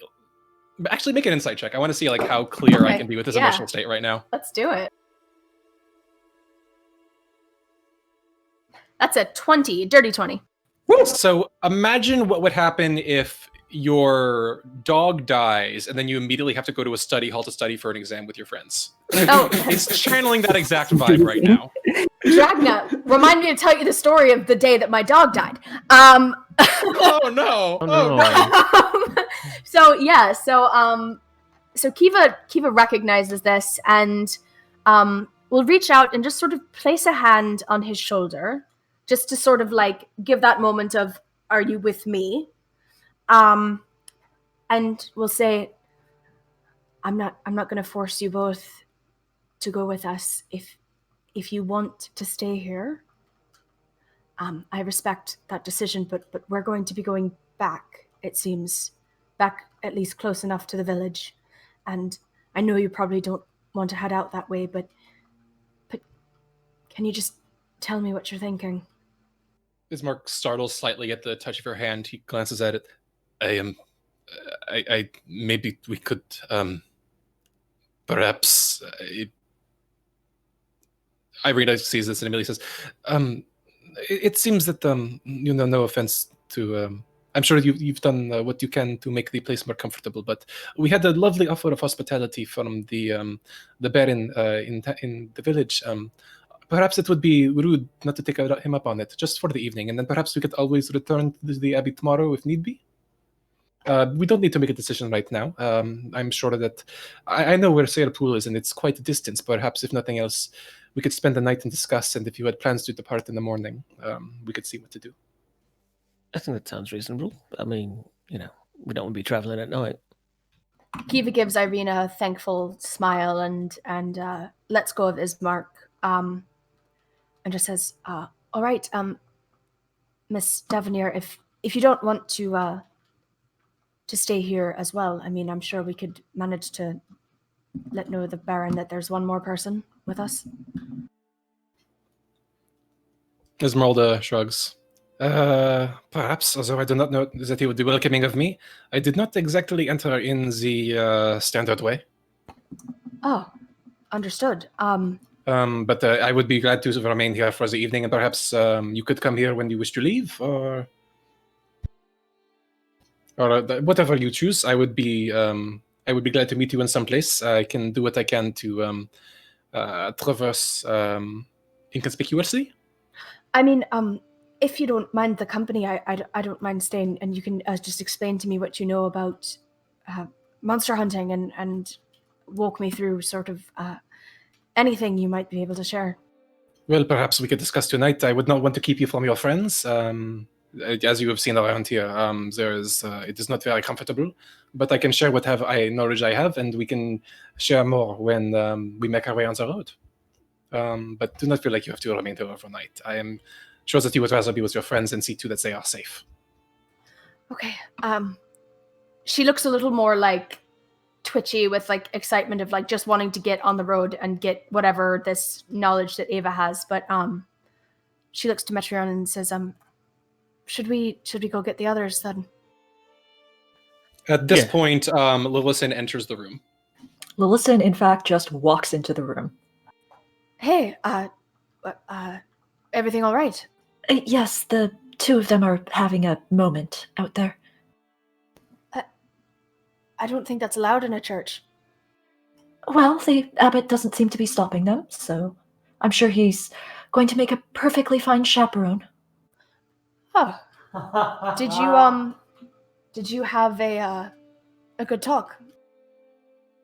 Yes, of a sort. I had some questions to ask about the experiments that he had been practicing. What did you find out? Certain things that I don't think are relevant to our current situation, unfortunately. I'd like to know if she's telling the truth. Or if she's hiding something. Can Kiva check as well? That was such a suspicious Make thing to say. insight checks. Lillison, if you're lying, send me a private deception check. Oh, you said private? It's fine. Tell me so how we both rolled a 13. Metreon and Kiva, so you both rolled 13s. Well, Lillison, do they think you're lying? No. The listening seems to be perfectly straightforward, perhaps even like a little disappointed. Fair enough. Well, we should gather the others, yeah? They're having a bit of a heart-to-heart. I think we should not particularly disturb them until we truly have to. What has been going on here? Well, there's a woman who can help us, another Vistani. Esmeralda waves. Well, this is Esmeralda, but there's another one, Madame Eva, and she apparently is prescient in certain ways. She can see the future. Is that right? That is correct. She might be able to give us answers on how to, I don't know, fight Strahd, or if it's even going to be successful or not. Do you think she might have some advice to give to Amity about her dreams? It's worth asking about. Well, if we are not to stay here, which it seems like that is going to be the way we are leaning, yes? I mean, do you want to stay here? No, not particularly. Well, then there we go. This certainly seems like a good next step to take, as long as we are not ambushed along the way. So you're okay with it then, that the plan is to fight our way out? I mean, I don't see... Do you mean fight our way out of Kresk? Because I don't see a reason for that. Barovia. Earthrendir and Amity didn't necessarily seem sold, but I told Esmeralda, I have nothing outside of here, and apparently even if I die here, I don't get what I want anyway. So I'm going to end it, whether or not he goes down with me, but I'm going to make sure that he can't hurt people anymore. Lillison leans in, lowers her voice a little, still pitched so that everybody in this room can hear it, and she says, "Since I have been here, this has been the most... Excitement is not the right word, but the most freedom that I have ever had. And I relish the chance to fight our way out because it's something that I can do with my life. There is no particular alternative for me. So, yes, of course." Kiva gives Metreon a little side glance and then holds her hand out to Lillison as to like, okay, we're going to shake on it and we're going to do this. We're united in this. Lillison takes it. Her hand is very cold. Kiva holds onto it and then says, do you mind Can we talk when we get back to the Burgomaster's? Certainly. And then she'll release Lillison's hand and give her a smile. Lillison smiles back, a little politely bewildered.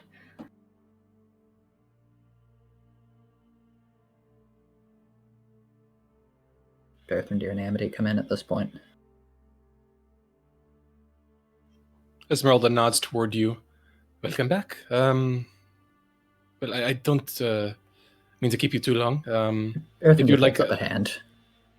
Wait, please. Yes, I'm sorry. No, I'm sorry. You were not. You did not deserve the volume of invective I threw at you. I did not intend it, and you were just delivering bad news. That was not deserved. I'm deeply sorry. She nods, giving you a small, sad smile. It's right, and I'm sorry as well for not delivering it as well as I could have. You regardless, didn't ask to have a emotionally fragile person in the room. We just kind of ran into each other. Perhaps, but Barovia is that sort of place. It unfortunately, it has many things that we would rather not see or hear. But one thing that I would like to point out, I'm sure that his patience is deep, but the abbot has been waiting. He seems to have been looking to take you around. The day is still quite early. Perhaps you would like to join him, and I could wait here, and if you'd like to speak with me afterward, I would be pleasant. It would be terrible. I really do not want to spend any more time with him than I have to, but it would very much. I would be glad behoove to. us. Perhaps I could accompany you. I just didn't want to be overly rude to him. He has been very gracious to me in letting me stay here, and perhaps we could go together and then return here to discuss further. That sounds perfect. All right. Then let us make our way out after you. Yeah. Is everyone making their way out back to the abbot, or is there anything else you'd like to do here? Not here, but as we're starting to file out, Metron is going to go ahead and break away for a moment. Okay. Is this before or after he reaches the door? Probably after. Okay. So Metron, you make your way outside. As everyone makes their way outside, you notice Irina hanging back, and she glances back. One moment, I just had something I wanted to ask. I'll be quick. And she turns toward Esmeralda. You hear her say something in a low voice. Erthrindir is going to try his hardest to eavesdrop. Same here. Okay. If you'd like, you can make a perception check. Oh, I want to be nosy too, but I'm not going to. Another 13. Weird. 5. All right, so a 13 for Metron? Yes. Okay. You overhear a few words, not the whole of it. You hear Irina say something about old souls. You hear the word soulless. You see Esmeralda's gaze glance over Irina, then flicker to Ismark for a second. She says something quietly. You hear the word, perhaps, I do not know, but you do not seem to be... And then her words trail off, and you don't hear the entirety of it. And Irina nods, looking thoughtful, and then makes her way toward the door. Metron takes a mental note, but doesn't say anything back.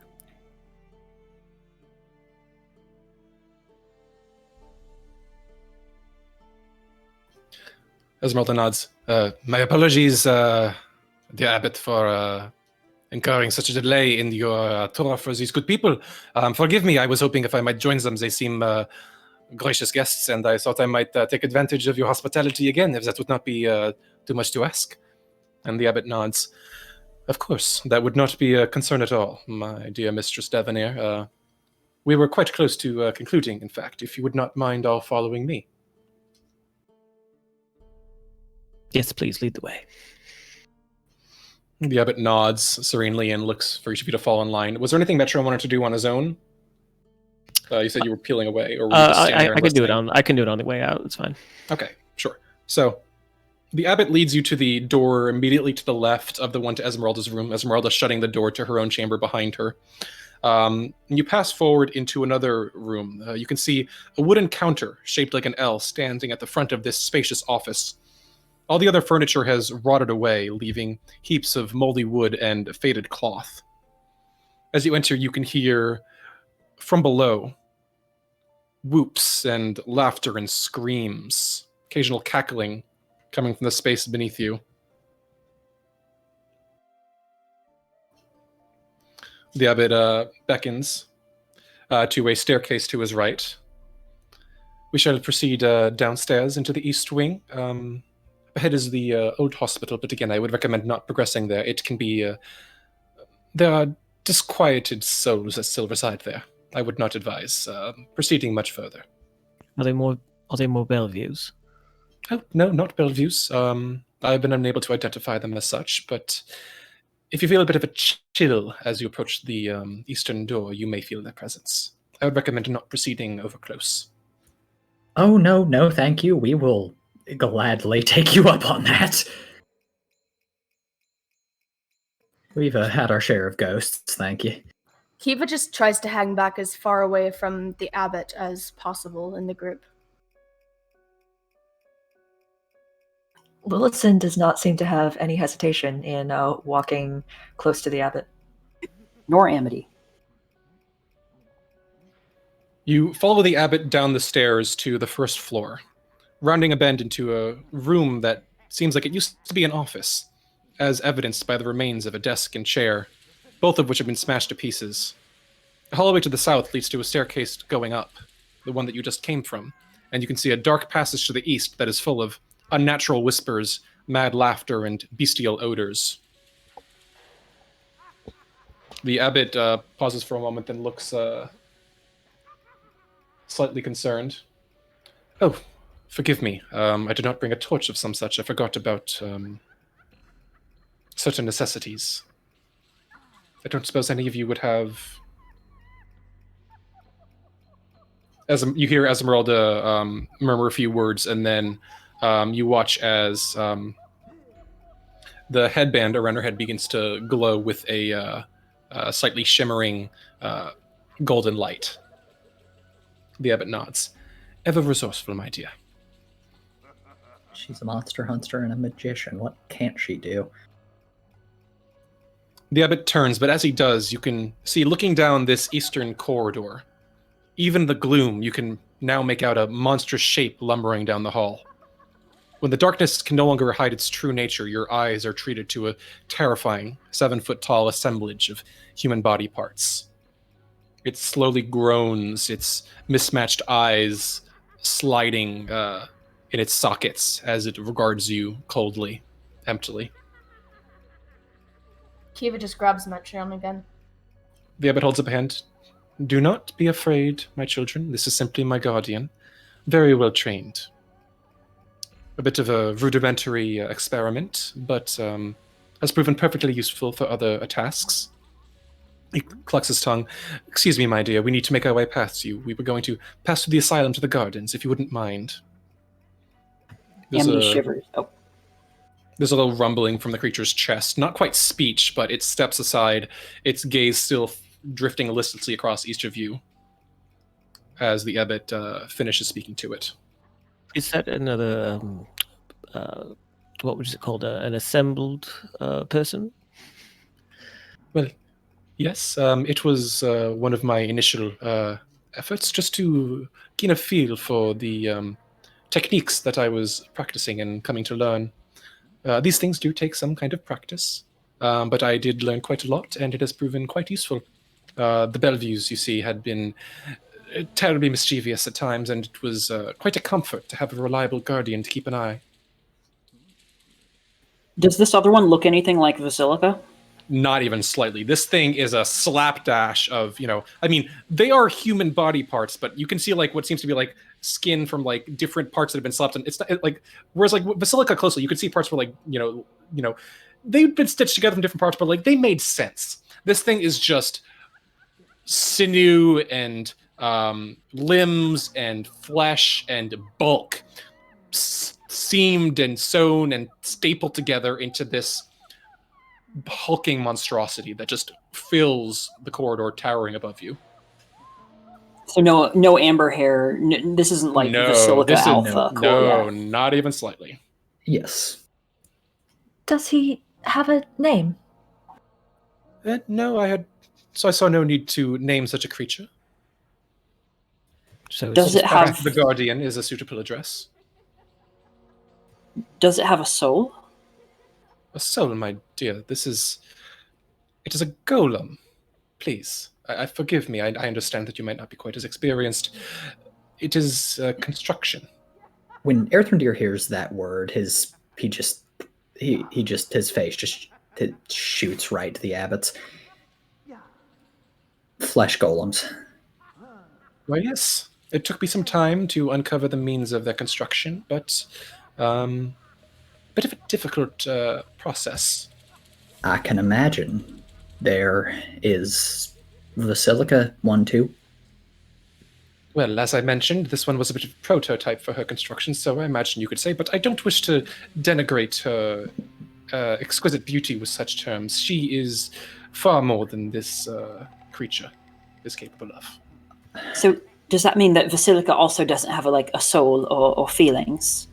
Well, I suppose not when you put it that way, but these are things That's that one great. can work around. Erthrendir just looks down at Amity with just a what the fuck expression. I mean, Strahd was going after, people like Irina, and it's better if he's going after someone, if he's commissioned this work, or he's going after someone who, we don't have to care about feeling bad about. How do we not have to care about feeling bad about it, exactly? Amity turns to the abbot. Hopefully he can address that. Well, I cannot speak to the considerations of certain minds. This creature and Basilica do have sentiences of a sort. There is a consciousness there, but there is no infusion of a soul, as you or I would understand it. It's not quite. It is a simple calculation that they are capable of making. Basilica is one that I have done my best to refine and train and allow to flourish. This creature is a vine that has crawled its way from the manure. Basilica is an exquisite lily that I have coaxed from the soil. Erthrendir nods, suddenly thinking, yeah, of course, and thank you so much for the information, sir. I apologize. I think I feel a bit of... I need to get some air. I will be... you finish the tour, I'll be waiting in the courtyard for you. Oh, not at all. If you would follow us through this corridor, the gardens lie at the other end. I'm sure they would be most refreshing to your sensibilities. Oh, great. Thank you. Of course. Now, if you'll just follow me. As mentioned, we are at the edge of the asylum. You may hear some of the inhabitants of the Bellevues on the other side of the doors. I do encourage you not to open the doors or disturb the inhabitants. They can be quite temperamental sometimes. Of course not.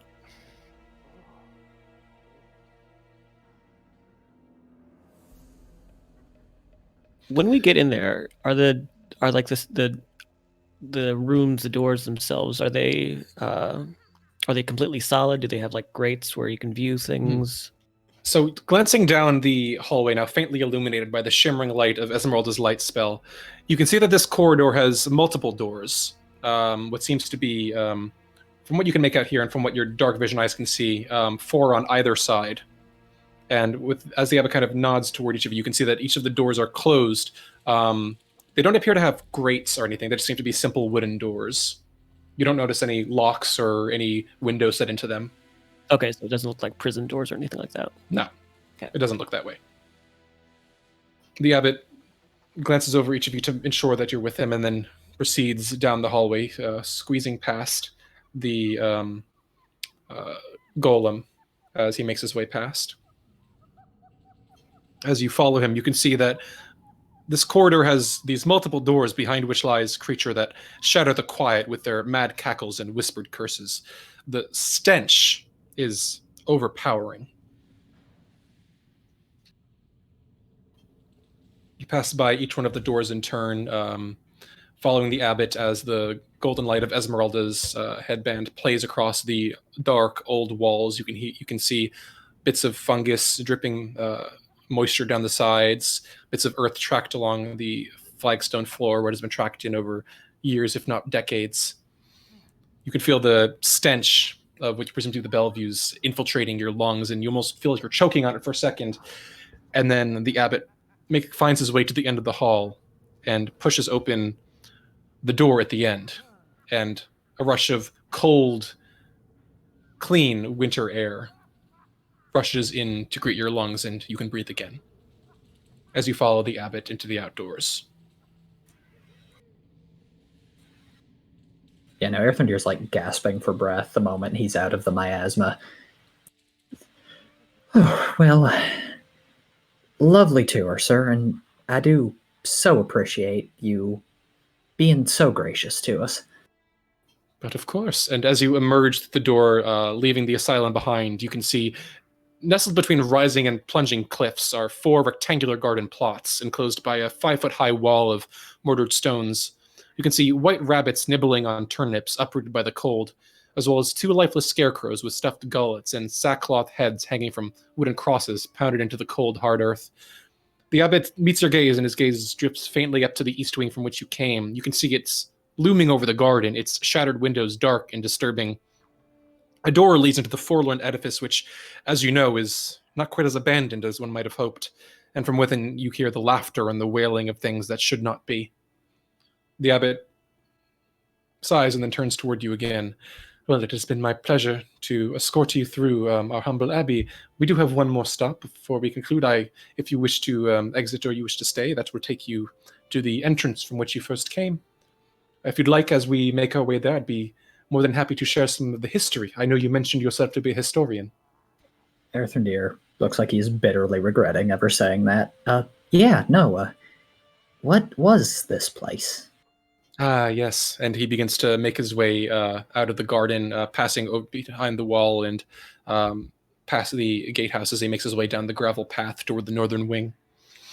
Well, the Abbey of Saint Markovia was once a convent, a hospital, and some of those aspects of the architecture do linger today. Markovia C. was an impressive woman. As a youth, she felt a calling as few ever feel. I have a remarkable respect for such a strength of will. She became a priest of the Morning Lord soon after she reached her age of majority. And, well, from what I know of her, she was a charismatic woman, fierce in her devotion and her spreading of the Morning Lord's word. Why, before she had reached her 3rd decade, she had a reputation of a paragon of good, one who allowed no evil to stand before her. She was impressive, truly. Why, it was she and those who followed her in her devotion to the Morning Lord who built the stones of this place upon the crest of the mountain that overlooks Kreskia. The village itself, I am told, was built around it later, but the abbey was a shining light of the Morning Lord's rays looking out over the valley below. I wonder what she'd think of the place now. Well, that was part of the reason why I came here. I had my intentions and my indications that it was my duty, my responsibility to restore what had been lost in her departure. For you see, Markovia, alas, and her people were not allowed to reach the ripe old ages that one might wish. She was courageous, but the crusade that she sought led, I fear, only to misery and the undoing of the order she had created. What happened? Well, she had long borne a resentment to Strahd von Zarevich. The abbey was here even before the arrival of Castle Ravenloft, but she, well, when his armies swept through the land, the valley, she regarded him with malcontent, as I would not be surprised. But when he became the creature he is today, she found that intolerable. She took it upon herself to challenge him, rallying her followers. Why, the numbers swelled to the dozens. They marched on Castle Ravenloft, and as they prepared, Zarevich himself sent a platoon of his ill-begotten children, spawn of blood, to destroy them. Markovia and her followers destroyed them to a one. Not a single one of the vampire's children remained. So great was the power of these believers. Alas, it was not to last. Markovia advanced on Castle Ravenloft, and she waged a great battle, a war over the course of minutes or hours that raged from the catacombs to the very parapets of the castle. A glorious war fought for justice and radiance, but in the end, she never returned to Barovia. It is said that Zarevich trapped Markovia in a crypt beneath his castle, and her remains linger there still, perhaps alongside the remains of others who accompanied her on this just crusade. No, let it not be said that her efforts were in vain. It is said that Strahd long afterward kept a limp in his step and a grimace of pain. Markovia, well, she sought to prove that he had not lost all his mortality. Perhaps she succeeded in a fashion, but I am not so certain that her endeavor would have wholly succeeded, even had she been successful. Erthrendir kind of has the same empty look in his eyes again that he did before when he was looking out over Kresk. Lovely story. You said the arrival of Castle Ravenloft? Yes, it has not always been here. This land is old. Arrival like it moves? Oh, well, I don't mean to imply that, but I imagine at some point it must have been constructed. Before the time of my own arrival, you understand, but it is my understanding that the Abbey was here first.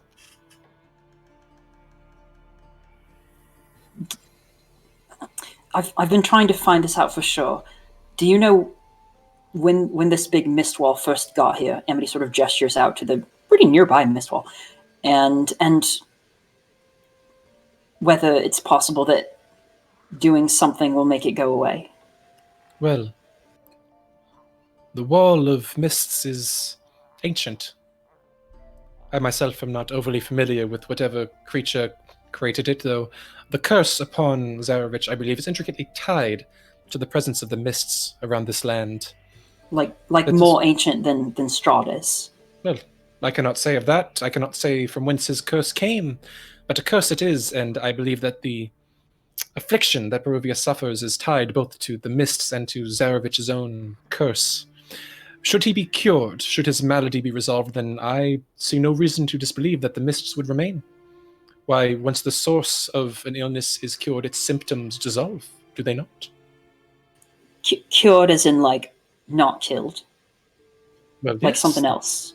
That is the purpose of Vasilka. It is the genius of her genesis. Have you tried to go through the mist yourself? It is not something that I have attempted, no. You must understand, it is my duty to remain in Barovia. I have been commissioned with the restoration of the Abbey, and as I have been here, I have taken it upon myself to seek a cure to the land itself. I will remain until my task is complete. I'm sorry, forgive me if you said it or mentioned it. Where do you come from again? I am, he smiles, a humble servant of the Morning Lord. Yes, but even his servants have home worlds, planes, houses that they come from where you're not native to here. So, me, for instance, I came here from Waterdeep.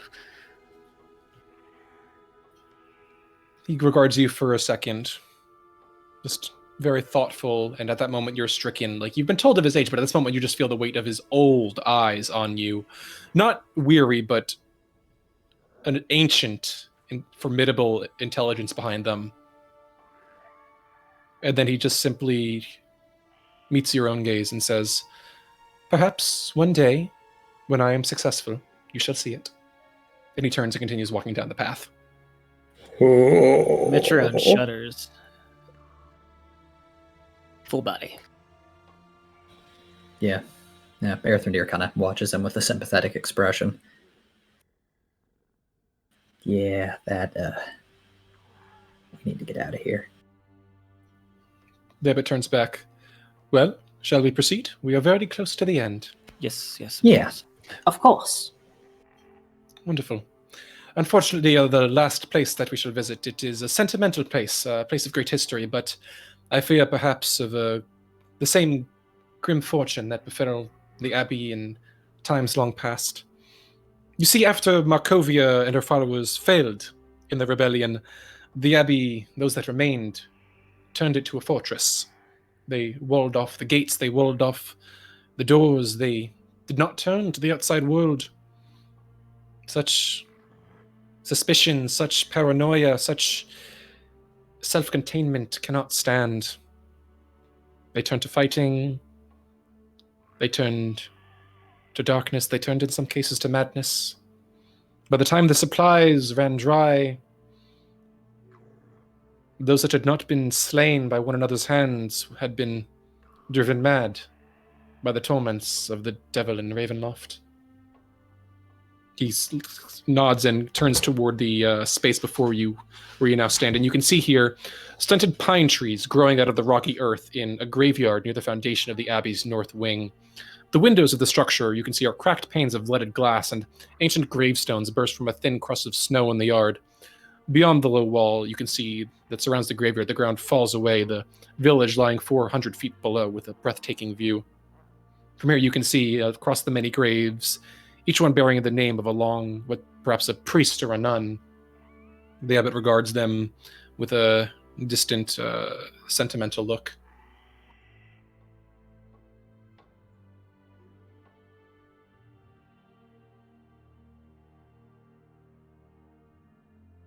But, yes? No, go on. After a long, quiet moment of regarding them, but perhaps one day their spirits shall be redeemed and they shall be free once more to return to the place where their sovereign had been waiting. And still he waits. Kiva gives actually Esmeralda a look this time, recalling their earlier conversation about what happens to souls here.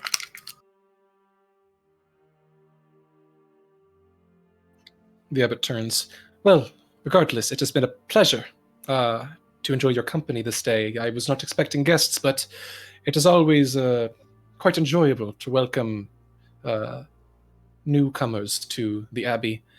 Perhaps one day there should be many throughout its halls, bustling and rejoicing in the return of its warmth and its wisdom. But I do hope that your visit today has proved illuminating. Yes, the spectacle you. of your generosity has been Yes. most eye-opening. Thank you Yes, so and- much for your time and your solicitude. And for everything you do for these Bellevues. Of course. I am glad to do what I can for you, and I would never think of doing anything less than all that I can for my children. Now, if you would not mind, you seem good folk, and I would hope that perhaps in exchange for the time that you may spend here, if I might ask a request. Kiva looks very nervous, but doesn't stop him from continuing to speak. I assure you that I am... Well, to begin with, I haven't shared Vasilka's fortune with you and the woman she is to be. But of course, once I conclude her training and education, there must be a proper wedding. There must be a proper union of these two lost loves. But unfortunately, as you have seen, my access to materials is limited. The Abbey contains nothing of the sort, and Kresk, if you have seen, is, well, perhaps at some point I might make my request there, but I have thus far not considered speaking with the Burgomaster of this necessity, but perhaps I shall, should other efforts prove inadvisable. But since you happen to be here at this time, at a time when I am so close to completing Vasilka's preparations, she does require a proper bridal gown. Now, if you would see some means, you seem well-traveled, resourceful. And if you require a means of staying here for perhaps a day or so before undertaking such a task, I would be, of course, understanding. But if you were able to obtain such a bridal gown for my dear Vasilka, I would be grateful. And I am, of course, more than willing to pay as well. Lelusen, who had started to look a little bit nervous when he mentioned a request, looks relieved when he mentions a wedding gown and says, we may not be able to obtain one very quickly, but I'm certain that shouldn't be too much of a trouble for us. That is wonderful, and I would be more than glad to make good should you do such a thing. Should you return, should you locate such a gown and return one to me, I would be most pleased. As I have mentioned, the Morning Lord has gifted me with certain talents, a healing touch, and, well, though I confess it is not my comfort or my familiarity of what I have done with Vasilka and the beast you saw in the asylum, something I am far more familiar with and far more comfortable with is the healing of mortal flesh, or the resuscitation of flesh that has departed from its animating spirit. What? Kiva just looks at the abbot and says, does it have to be strictly a wedding dress, or can it just be a very nice gown? I mean, I don't really know. There doesn't seem to be a lot of dressmakers as far as the places we've been, and I don't want to get your hopes up and promise something that we can't deliver. Well, I understand that there are limitations that all creatures must face, but I would appreciate a good faith effort. If you are unable to locate one, I may have to ask other sources. Perhaps the burgomaster may prove capable, but you seem well-traveled. Perhaps there are large settlements. I have heard of a town to the west. Perhaps they may have artisans there. And should you return, I shall be more than glad to provide you thrice with either a healing touch, which can cure any malady of yours, or should the worst befall you or those that you love and you find someone passed beyond, I would be more than capable to thrice offer a restoration. To raise the dead. What? Well, yes, indeed. Any dead?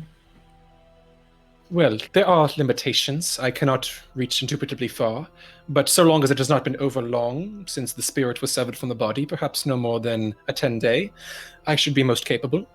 I would need the body, of course, fully formed. Yeah, but okay. Should I be provided with the body, then I should not see any reason why that would be infeasible. You have the diamonds, then? Diamonds? Oh, forgive me. I had, I assure you, I am not restrained by any such limitations. Ah. Well, And- that is a terribly generous offer. These Well- healing touches and resuscitations, they don't involve getting extra limbs or... Oh, not at all. I do believe I am not eager to repeat what my procedures with the Bellevues. It seems that there were some untoward results, but I assure you, it is solely through the Morning Lord's power that I am able to convey healing to another. That is pure, it is instilled within me, and I am glad to do what I can for those who would advance the cause of salvation for this valley. Would it be too forward to obtain Vasilka's measurements? Well, I do not believe so. If you must, then I would be more than glad to. Yes. But if you are, again, I do not believe she is an accommodating woman. You have seen her, and not of odd features. So she should be rather easy to find or tailor to. All right, Amity salutes with her tail. If there's a wedding dress anywhere in Barovia, we are getting it to you. Wait, actually, though, the last time someone promised us something really, really, really, really, really good, it ended up being like they were tricking us. He frowns. Oh, well, I am saddened to hear of your past trials. I assure you that I mean nothing less than what I say. Do you mind if I just... I mean, because we're going to go like all over everywhere looking for a wedding dress, do you mind if I maybe use a zone of truth to confirm that you're actually like telling the truth about bringing us back to life? He looks vaguely amused by this, but shrugs and spreads his hands. I am a humble servant of the Morning Lord. I have nothing to hide. All right. Yeah, Emily casts the spell. Earthfinger takes a sharp step backward as she starts. All right. Yeah, the circle's right there. Emily sort of points. He steps into it. He gives her a grateful look. He nods. Please, do allow me a moment. It may take a bit of time. I understand. I may not be entirely... Emily knows when he's Emily knows when he's can only tell the truth. Mm-hmm. I will roll for him and let you know how long it takes. He will give you an indication when he's ready. In the meantime, I think Lillison is going to, very curiously step in and out of the zone, and seems to be just doing something that is the equivalent of making Arcana checks. What's your spell save DC? Because he's still going.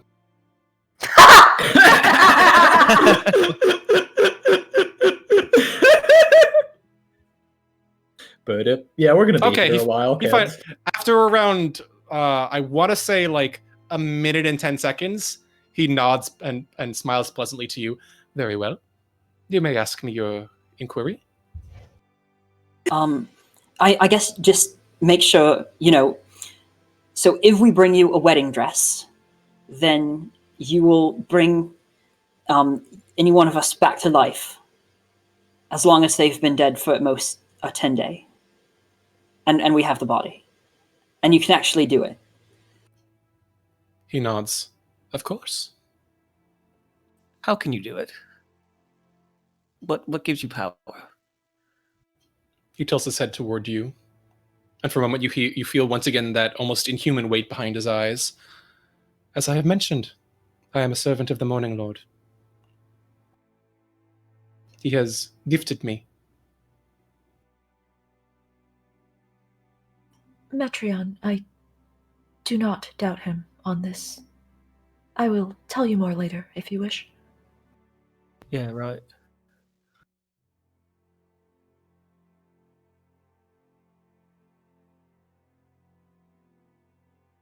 And just to be clear, all the stuff you said before about like the Bellevues and you healing them and stuff, that was true, right? You're not tricking us about that. I don't think you are. I have not spoken a word to you today that has been a lie. I assure you. All right, then thank you so much. It was a pleasure to meet you.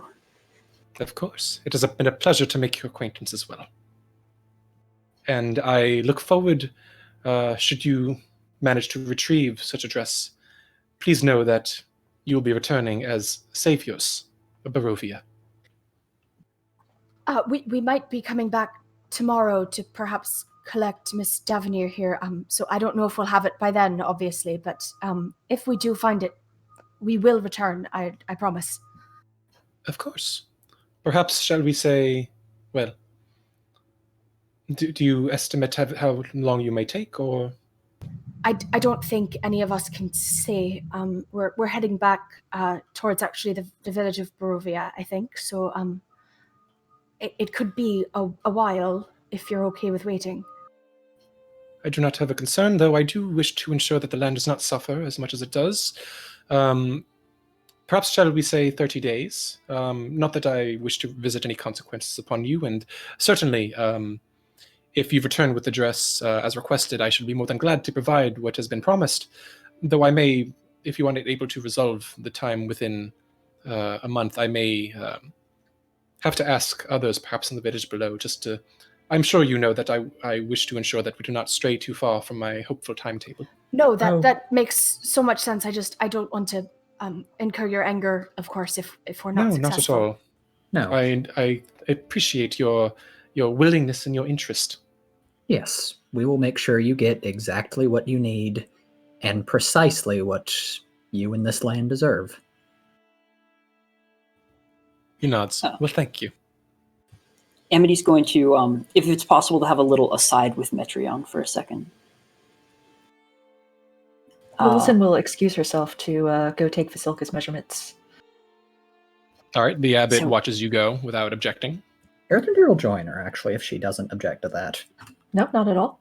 All right. All right, in that case, if both of you are going and the abbot just turns to the others, I shall join your friends just to assist with anything they require. Vasilka can be unsure of herself if not guided properly, but please, by any time and at all means, feel free to let me know if there's anything you require. Kiva nods and is just going to make some small talk with Esmeralda. She's not particularly keen to follow the abbot. The abbot makes his way inside alongside Lillison and Earthrendir. As like for the split second where they've got a lead on him and he's talking to the others, he murmurs to her, "Your message spell. Do you think you could talk to her?" I'm going to try. Good. I'll keep him distracted.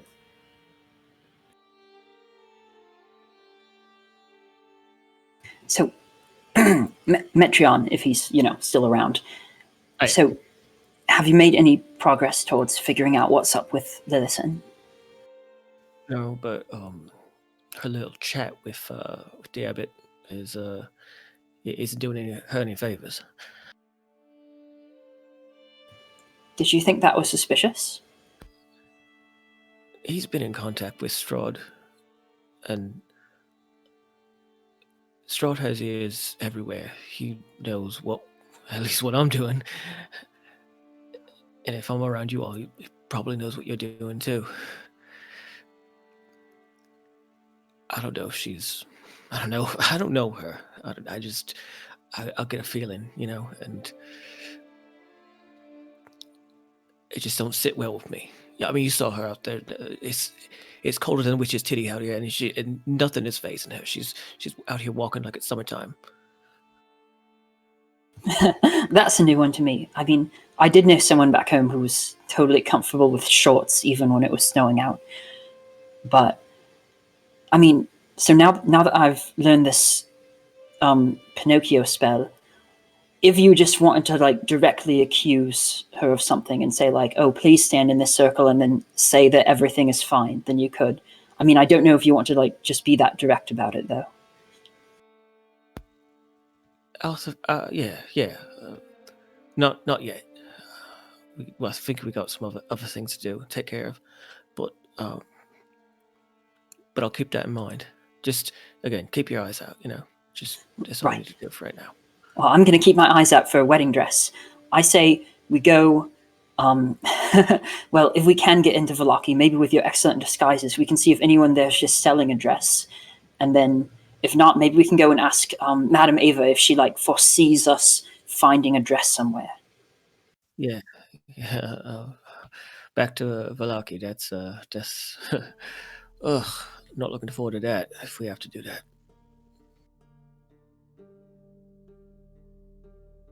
Yeah, let's maybe go. Let's get the others. Yeah.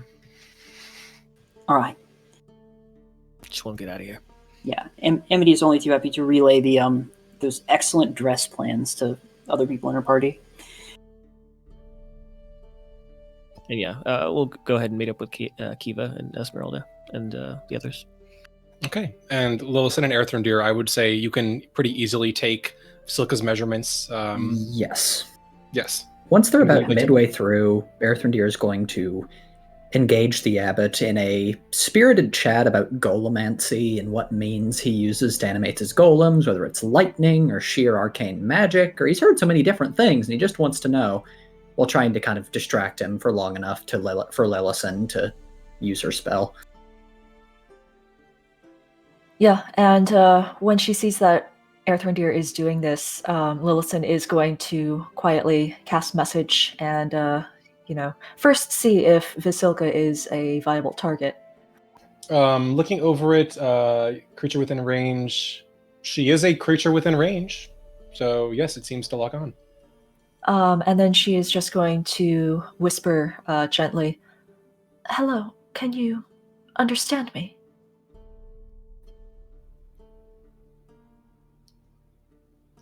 There's a pause, and then you see Vasilka's lips move silently. Who is this? Lilison has to fight really hard to suppress a giant grin. And she tries to catch Vasilka's eyes and says, "It's me. I wanted to know if you wanted to talk." I do not talk.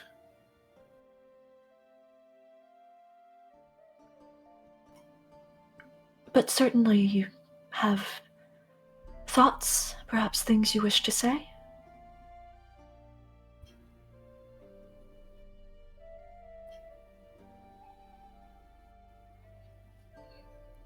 I do not know what you mean.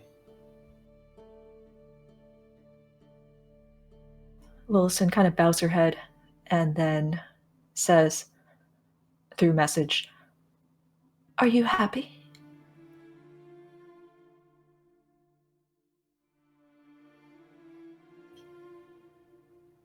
What is happy? Happy is not feeling despair or dread or hatred. I do not know what these things are. I know that I am, and I know what I do.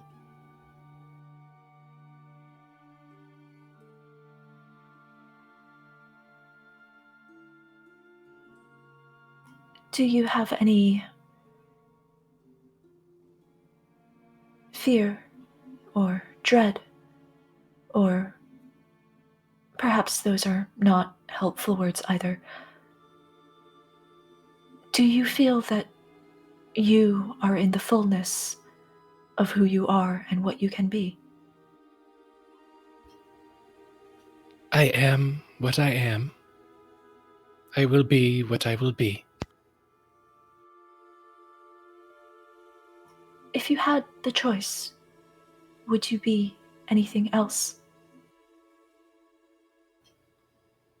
I am what I am. I will be what I will be.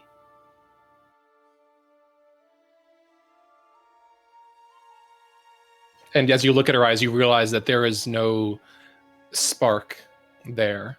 There is a emptiness, a hollowness, and you're reminded of the hulking brute you saw in the asylum, the cold emptiness behind its eyes, and for all her beauty, you see the same in Vasilka's.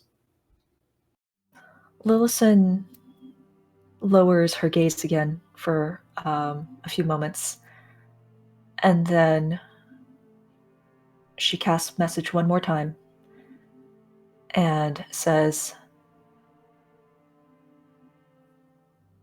"If that makes you happy, then I am happy for you, but it is possible to become something else than that for which you were created. And if you wish to know someday how that can be, I can tell you."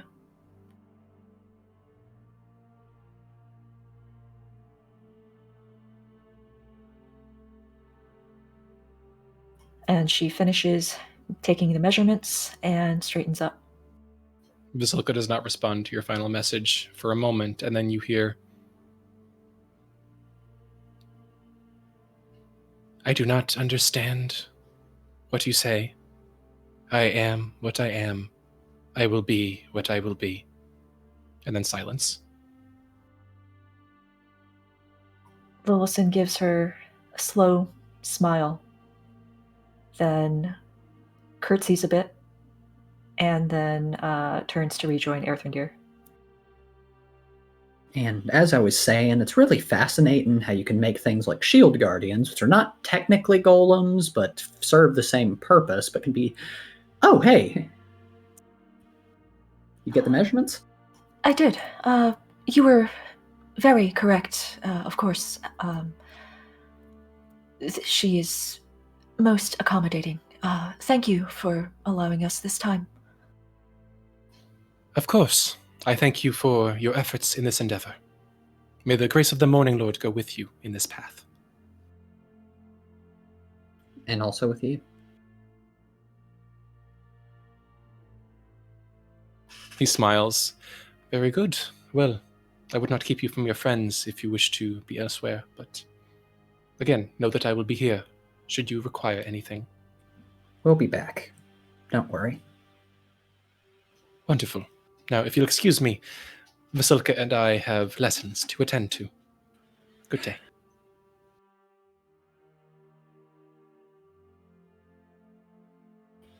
Once they're out of the abbot's earshot, he just turns to her and raises an eyebrow.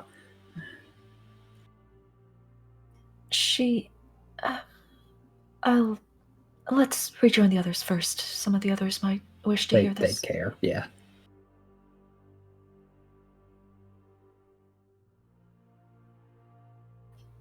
You make your way out of the courtyard and rejoin the others, still standing in the graveyard. Is there anything else you would like to do while Lilith and Earthrendir were away, or are you just waiting Not for them to particularly. return?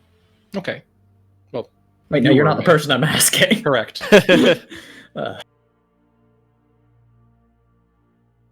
No, I think I'm good for right now. Okay. With that, you rejoin the rest of the group, Esmeralda looking out over each of you. Well, it seems like there's some things that should be done now. If you would like, perhaps I can.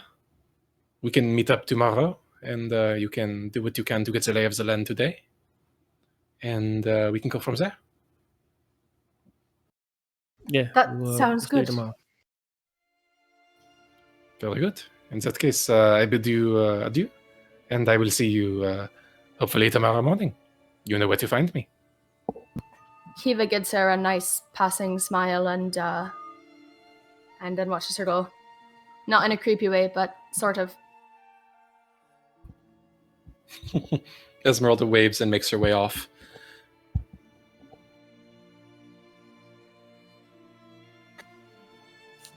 Earthrendir cocks his head and just smiles very faintly at Kiva.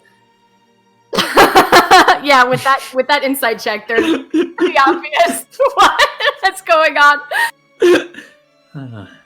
Good for her. All right. Is there anything else you'd like to do with the Abbey? No, I think we're good. Okay. Then with that, you make your way through the old gatehouse. As you pass through, you can see piled under heaps of furs, slumber. You can just faintly see Otto's face poking out and bits of Zekrek's cloak. They don't seem to take much notice as you go, though they do kind of startle and kind of shift in their slumber as one of you opens the gate. But you make your way out of the outer walls of the Abbey and down the gravel switchback road, heading toward the village of Kresk, far below. And that is where we will end for today. Well, that certainly happened. That was a whole episode, wasn't it? That was a very Yeah, that's in our Wham was a episode, TV session. tropes. Good lord.